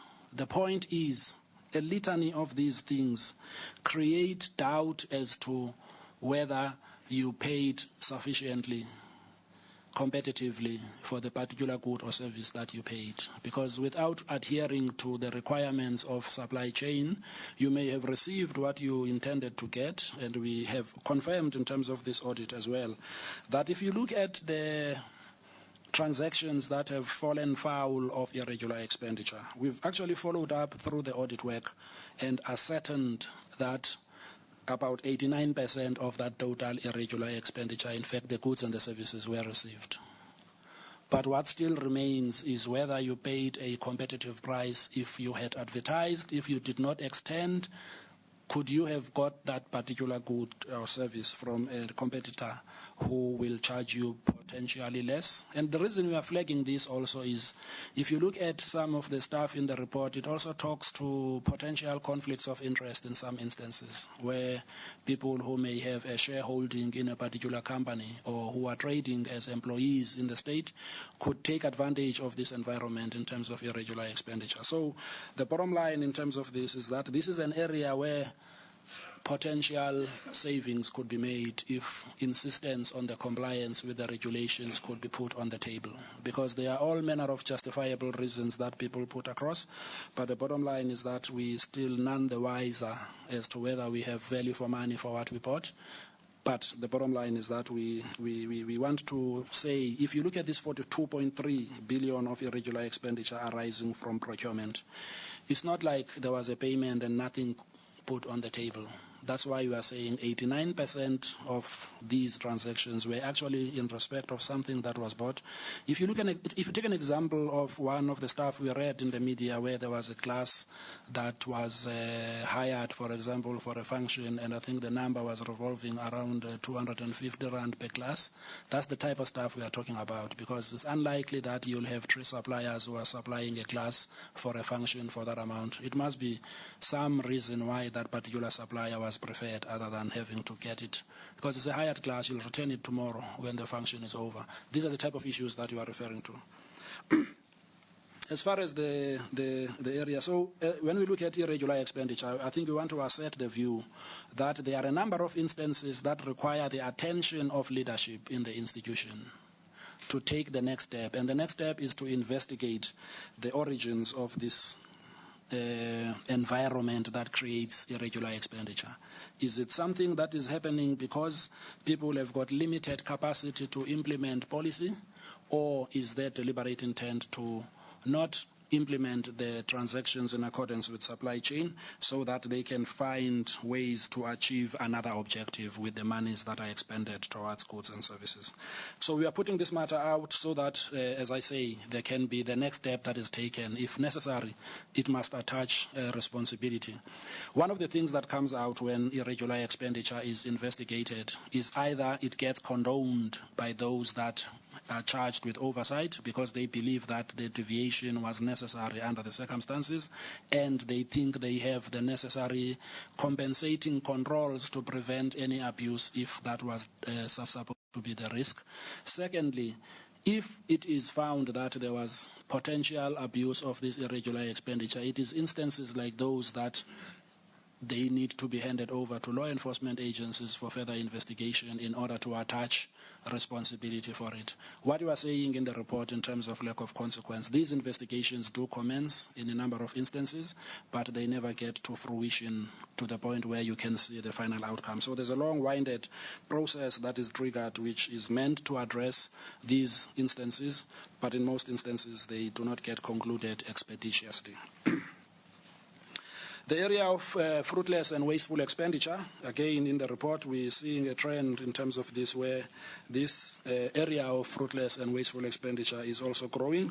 At this stage we're noting a 14% increase compared to 13-14, and currently the total quantum of fruitless and wasteful expenditure is sitting at 1.37 billion. And again, this is happening at an increasing number of auditees.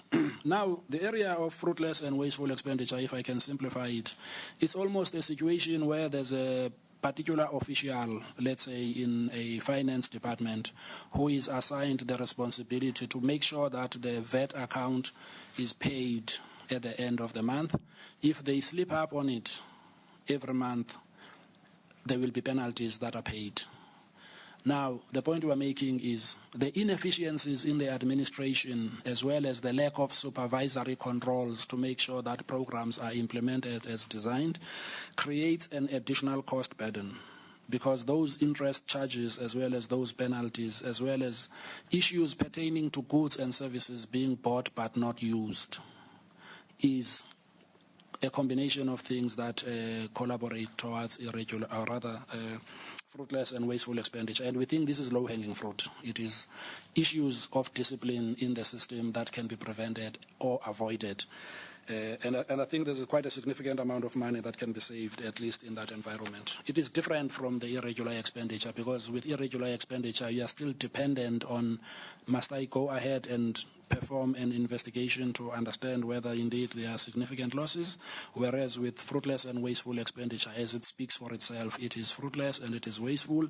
There is no value that has been received on the back of the expenditure that has been made, because it is largely the inefficiencies and lack of rigor in making sure the disciplines of finance are adhered to. Unauthorized expenditure, that one has come down encouragingly, and I guess we are highlighting this also to flag instances where budgets that are not available sometimes carry items of expenditure against themselves. And this, as we know, may potentially put pressure on the fiscus where there are no budgeted funds against which expenditures are incurred. So it's encouraging to see that it is declining, at least to a great extent. The financial health at auditees, we've examined that there's a concerning trend which is growing over time, where the financial risk is starting to become a major challenge for a number of the departments and entities. And this one we detect by looking at the total number of departments that end up with deficits in their books, as well as those that are continuing to have material uncertainty with regards to their ability to continue to operate in the foreseeable future. And this is situations where the commitments are growing over time, but the revenue generation in some of the departments is very limited. And I think we have seen the other part of it with the budget statement recently, where the prospects for additional revenue generation are also shrinking. So it's a flag to say that before we know it, it may be good to start applying risk management discipline around the area of financial health, so that whatever is spent is what has been allocated. We've also looked at the root causes of these audit outcomes, as we often look at this on page 8. And largely, among many things that cause these audit outcomes to remain stuck and also to continue to come out poor, is largely the leadership issue that we have highlighted oftentimes. Management responsiveness to the messages, as well as the implementation of the recommendations. We have detected this over time and said this is a slow response, but I think we still have elements of slowness but I think they are starting to disappear now. It's starting to become no response in a number of areas. So I think there's a need to start focusing on those areas where you do not get action being taken. And I think in the absence of consequences, we have debated this and said that the action will not come fast enough as long as consequences are also not in place. The vacancies and instability in key positions, I've highlighted this as far as the area of the state-owned entities is concerned, but you can also see it in a number of areas like supply chain, where the level of instability is high. It means that certain projects that have been put in place to implement corrective measures over time, they now suddenly do not have an owner, because many of those people, either in state-owned entities or departments, do not stick around long. And of course, at an overall level, the whole area of consequences. And we're saying here that in most cases, investigations into allegations of irregular and other types of expenditure are conducted. However, this effort has not really had a desired impact in terms of discouraging these type of practices, either because the steps to do the recovery of the irregular expenditure have not been initiated, or the investigations take too long once they get started, and there's no proper coordination to the end to make sure that if there is any identified area of expenditure that falls foul of the rules of the PFMA, then action is taken. And we've seen this starting to emerge within the discussions in SCOPA, where they are now giving concrete attention to dealing with these matters in terms of potential financial abuse and discussing areas of irregular expenditure directly.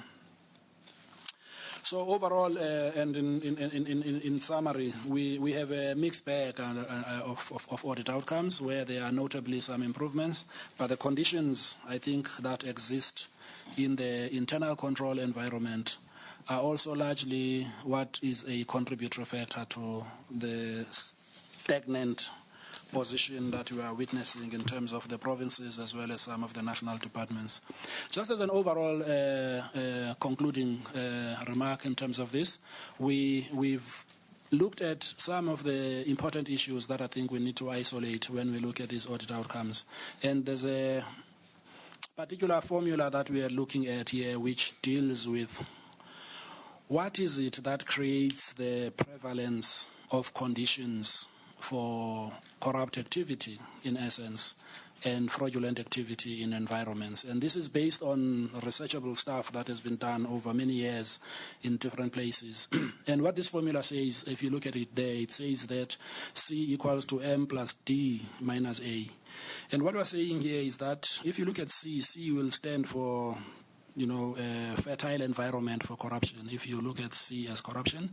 And M is if you are a supplier of a monopoly product. In this instance, if you look at a teacher who has just finished their training college studies and are looking for a teacher's post, if they go to the district office to look for or to apply for a job, that's what we're talking about here. There's nobody else who provides a teacher's post other than a Department of Education. If you're looking for medication and you go to a public health facility, nobody else provides that except if you are going to a private provider. And of course the public roads, the railway network, and many other public goods that we can think of, we are saying that they are in the nature of a monopoly because they are provided for and supplied by a government department or entity. And then D is looking at the people that are working basically in government, both at leadership, at operational level, and across all of the disciplines. And D signifies discretion. So we are saying here these are delegated responsibilities to different people who have got to undertake certain tasks. However, many of them have got to be given the latitude to apply discretion in certain areas. But what you are highlighting in terms of the D here is that the level of discretion that is allowed to be applied sometimes is unsupervised.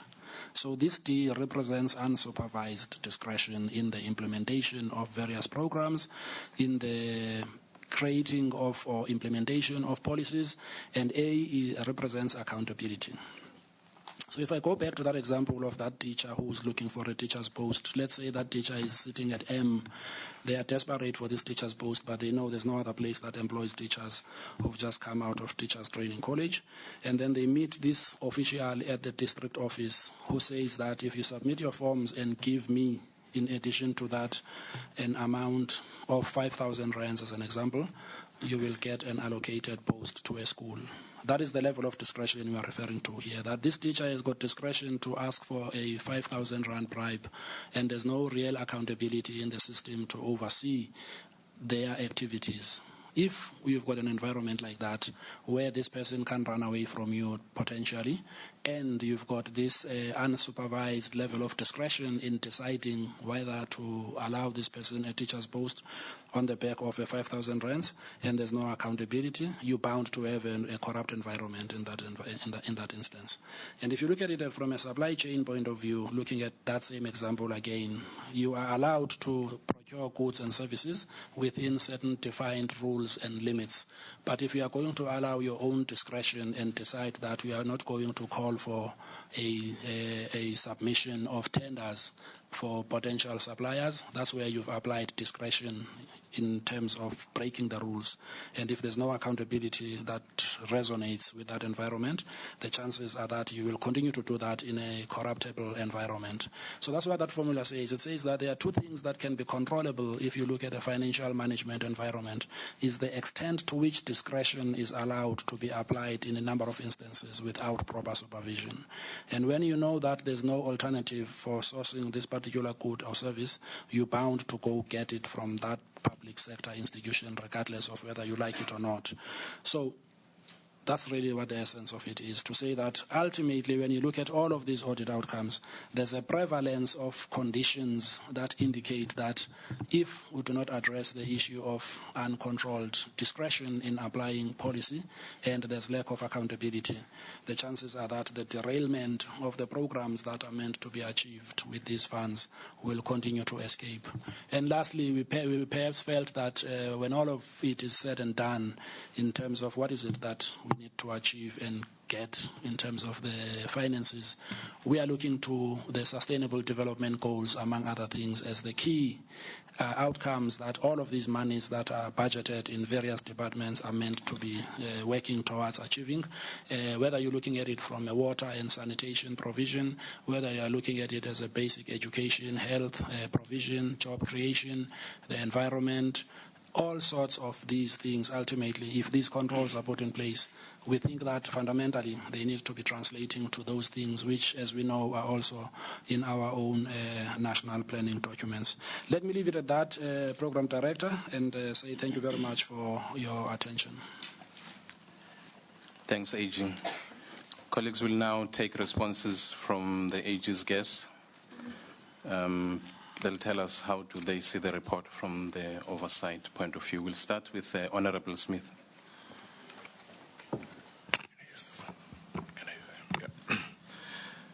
Thanks, Program Director, and to colleagues from the media, Honourable Nyambi and AG, good morning. As AG indicated, today was about receiving an independent assessment of the state of financial management in government. In this regard, AG, allow me to congratulate you and your team for a job well done, especially if we take it in the context of this increasingly difficult environment of auditing that you alluded to. Also, just to indicate to AG and everybody else that as Parliament we have a constitutional obligation to protect Chapter 9 institutions, and in this instance my responsibility is to protect the independence of the Auditor General, and we'll continue to do that as Parliament. Again, as Parliament, AG and friends from the media, we've encouraged AG by the fact that your report indicates an increase in the national departments. 8%, I think, is the figure that you refer to. But let me hasten to say much more needs to be done to get to a situation that will please Parliament in terms of departments doing the right thing when it comes to management of their finances. But having said that, AG and colleagues, maybe let me just list 4 areas of concern that as Parliament we have. You did allude, AG, to the slow responses of accounting officers to recommendations of Parliament. Portfolio committees and SCOPA will engage departments, make recommendations, and those recommendations are not acted upon. So that's a concern, and we concur with you on that one. We also concur with the unacceptable high levels of vacancies. You spoke about between 16 and 20%, and the figure should be 10%. But over and above that, the President has consistently indicated that vacancies must be filled timeously, especially vacancies around finance management, supply chain management, and so on. So we concur, AG, that that is an area of concern. I don't know if you alluded to this one. Another area of concern that we have as Parliament is, the AG does an audit, finds certain things have not been done correctly. He then points them out, and the department has a second bite to correct them, resulting in maybe an unqualified audit. We've had debates with the Auditor General whether that is the way to go or not. But the AG talks about the improvement on the number of unqualified audits.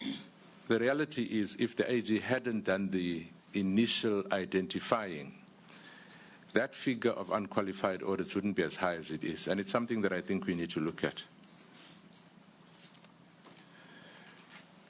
When we get to the unauthorized expenditure, we have unauthorized expenditure of 925 million in this financial year. We have irregular expenditure of 46 million rand, and we have fruit and wasteful expenditure of 1 billion rand. And AG spent quite a bit of time on that. I can indicate that Parliament, spearheaded by SCOPA, has taken a decision that for this term, we are not calling departments to discuss their overall annual report. We're specifically focusing on unauthorized, irregular, and wasteful and fruitless expenditure. We've also now asked the anti-corruption task team to be consistently present in our SCOPA meetings, so that where we pick up illegality, the department has no excuse of saying we can't find the implementing agents. They are there with us, and they must refer those cases. So, AG, I'm hoping that that is going to deal with the timiest consequences for illegality in terms of financial management. I think the AG is kind when he says these things lead to a potential conflict of interest or potential corruption. I can tell you that it's not potential anymore. There are real conflicts of interest. Today, AG, we were having a discussion with a department. One official, 3 contracts or 3 tenders, 1 million rand, conflict of interest. 6 months down the line, the department comes to SCOPA and says we're still investigating. That can't be on. So it's not a potential. What I'm saying is, I think we must get to the point where corruption is real, where conflict of interest and those things must be eradicated. So that's why I'm saying I think the AG is being kind. I think the final point that I'd want to make on the AG's report is, and we've been advocating this for a long time, in terms of the Oversight Authority being able to deal with this financial mismanagement or assist departments. I think the time has come, and we are trying to introduce it where financial oversight is not just the responsibility of SCOPA, because that happens 18 months down the line. Portfolio committees must now begin to look seriously at these matters. And we welcome you, AG, the initiative that you come and talk to chairs of committees on a regular basis. So I think that's one of the areas that I think we can do to improve. I did indicate, and you alluded to, the slowness in investigating. We are hoping that by introducing the anti-corruption task team that includes DPSA, includes the Hawks, includes monitoring at the presidency level, that will maybe speed up, first of all, highlight the levels of it, and then speed up the investigation so that consequences can be seen. And as I indicated, SCOPA is spearheading that, because that anti-task team unit sits in all our meetings at SCOPA. And we will call the anti-task team unit on a regular basis to find out, a case has been referred to you, where are you on that matter? Why is it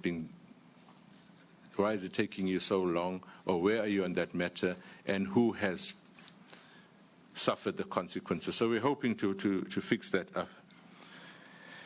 The final one that I think, and I've not canvassed this with anybody, I really do think that we need to investigate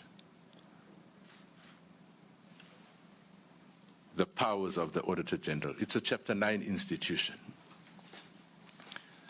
Currently, the Auditor General just makes recommendations, and as he himself is lamenting, year after year, those same areas are highlighted.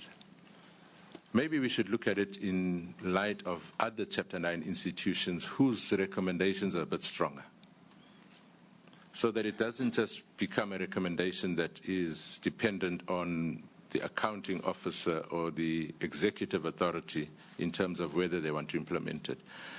Because unless and until there are consequences for some of the financial difficulties that we are finding, real consequences, I think we're going to have problems. So, AG, I'm saying that at some point I'm going to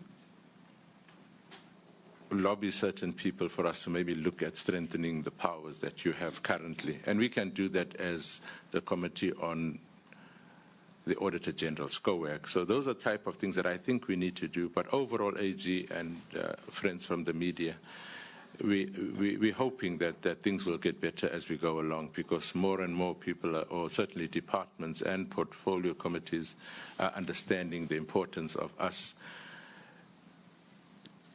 stepping up in terms of financial management. So welcome to that, and once again to you and your team, AG, congratulations. Thank you, sir.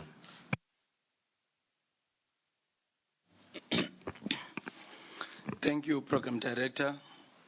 AG, Mr. Makwetu, my colleague, Chairperson, Honorable Smith, members of the media, good afternoon. Allow me to join my colleague in commending the job well done by AG and his team. Over the past years, I've had the pleasure of participating in this important platform, perhaps with the benefit of representing the aspiration of oversight in changing the governance outlook of government. It is concerning, though, that for the years I've been part of this process, there seems to be very little progress, as Honorable Vincent has alluded to that effect. The question we ought to ask is, why are we not seeing much progress? Why our interventions as oversight not yielding the desired results? Could it be that we're not stamping our authority as legislators, Honorable Vincent? Could it be that we are focusing our attention on less significant areas? These are questions we need to answer as we digest, the picture the AG has painted for us today. Key issues from the report. The NCOP welcomes the overall improvement in the national audits, the 8%, mostly driven by high clean audits achieved by public entities. But of course, we are concerned about a number of issues. The first one is provincial departments of education, health and public works are responsible for almost 37% of budget, yet continue to have the poorest outcomes of all the departments. 40% of these departments receive qualified or disclaimed audit opinions compared to 13% of other departments. The second one is the noted regression in audit opinions in the Department of Education in Free State,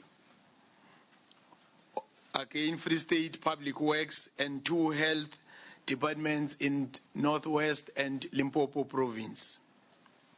The third one is the 90% of provincial departments had findings on compliance on key legislation. I think that is very worrisome to us as legislators.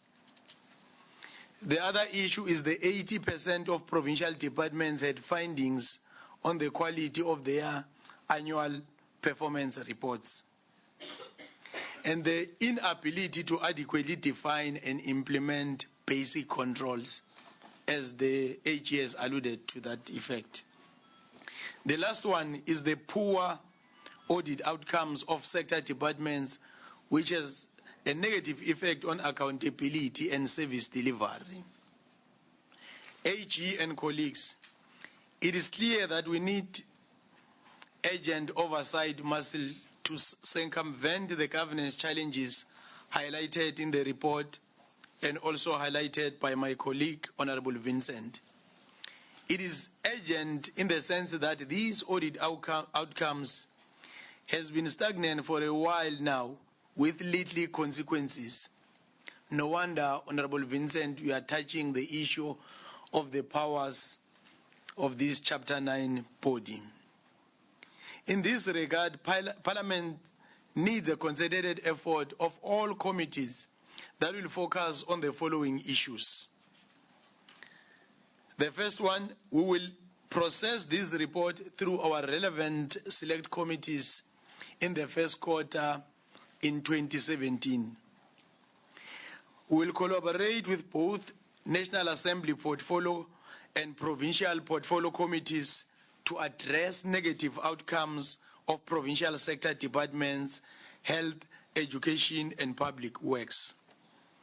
Our ongoing Taking Parliament to the People program, which is taking place as we speak in Buffalo City District Municipality, it's a practical and living example that collaboration is possible and offers a better approach towards providing solution to these existing challenges. Request regular reports from provincial departments relating to unauthorized, irregular, fruitless and wasteful expenditure, as it has been correctly captured by my colleague, Honorable Vincent. The last one is the speedy finalization of all pending and reported cases of corruption, and the manner in which, Honorable Vincent, in Scopa, you are working can go a long way to address the very same issue of speeding up these long-standing issues that is related to corruption cases. It is within our mandate to once in a while step out of our own comfort zone and go out to interface with those that exercised oversight on. There is no better experience than appreciating cooperation amongst the spheres of government at play, wherein all key stakeholders join forces and attempt to respond to problems on the ground. We will continue to cement and harness this collaboration even with the Office of the AG, so that we use information that is reliable, and it is very quite clear that it has no political agenda. Once again, we commend a job well done. Thank you, Program Director. Thanks, Honorable Nyambi. Colleagues, you have had the AG and his guests. Now it's your time to ask questions. You know the procedure. You introduce yourself, the media agents you work for, and to who do you direct your question to. We'll take the first batch from our colleagues in Pretoria.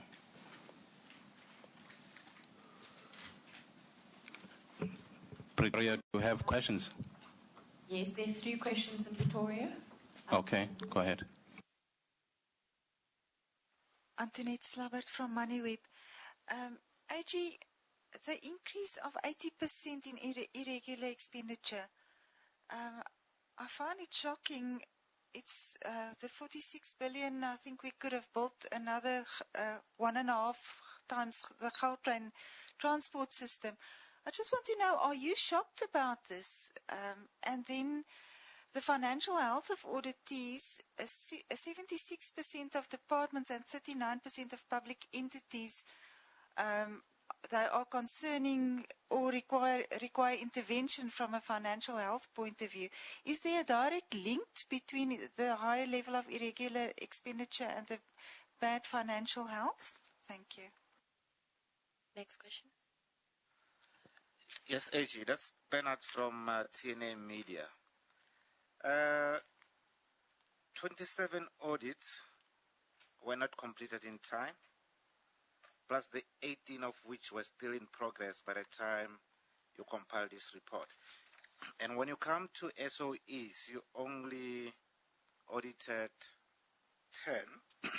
Is it 10 out of... I don't see that one, but another SOEs are audited by external, another SOEs are audited by external auditors. If ever, supposing that you have managed, to cover these outstanding reports plus the other external auditing, will you say a job well done today, or could have changed the pictures somehow? Thank you. We'll have the last question for this round. My name is Sipo Mabena for the Times Media Group. AG, there's been a trickle of reports about government officials trying to bribe the AG officials to alter adverse findings. The recent report being about officials of the Gauteng Department of Sports, Arts and Recreation were attempted to bribe the AG officials. My first question is, are you able to confirm this incident, which is said to be contained in an affidavit by the former MEC of this department, Mulibatsi Bopape? My second question, how common or prevalent is this phenomenon, and what do you do when it raises its ugly head? Thank you. Back to you in Cape Town.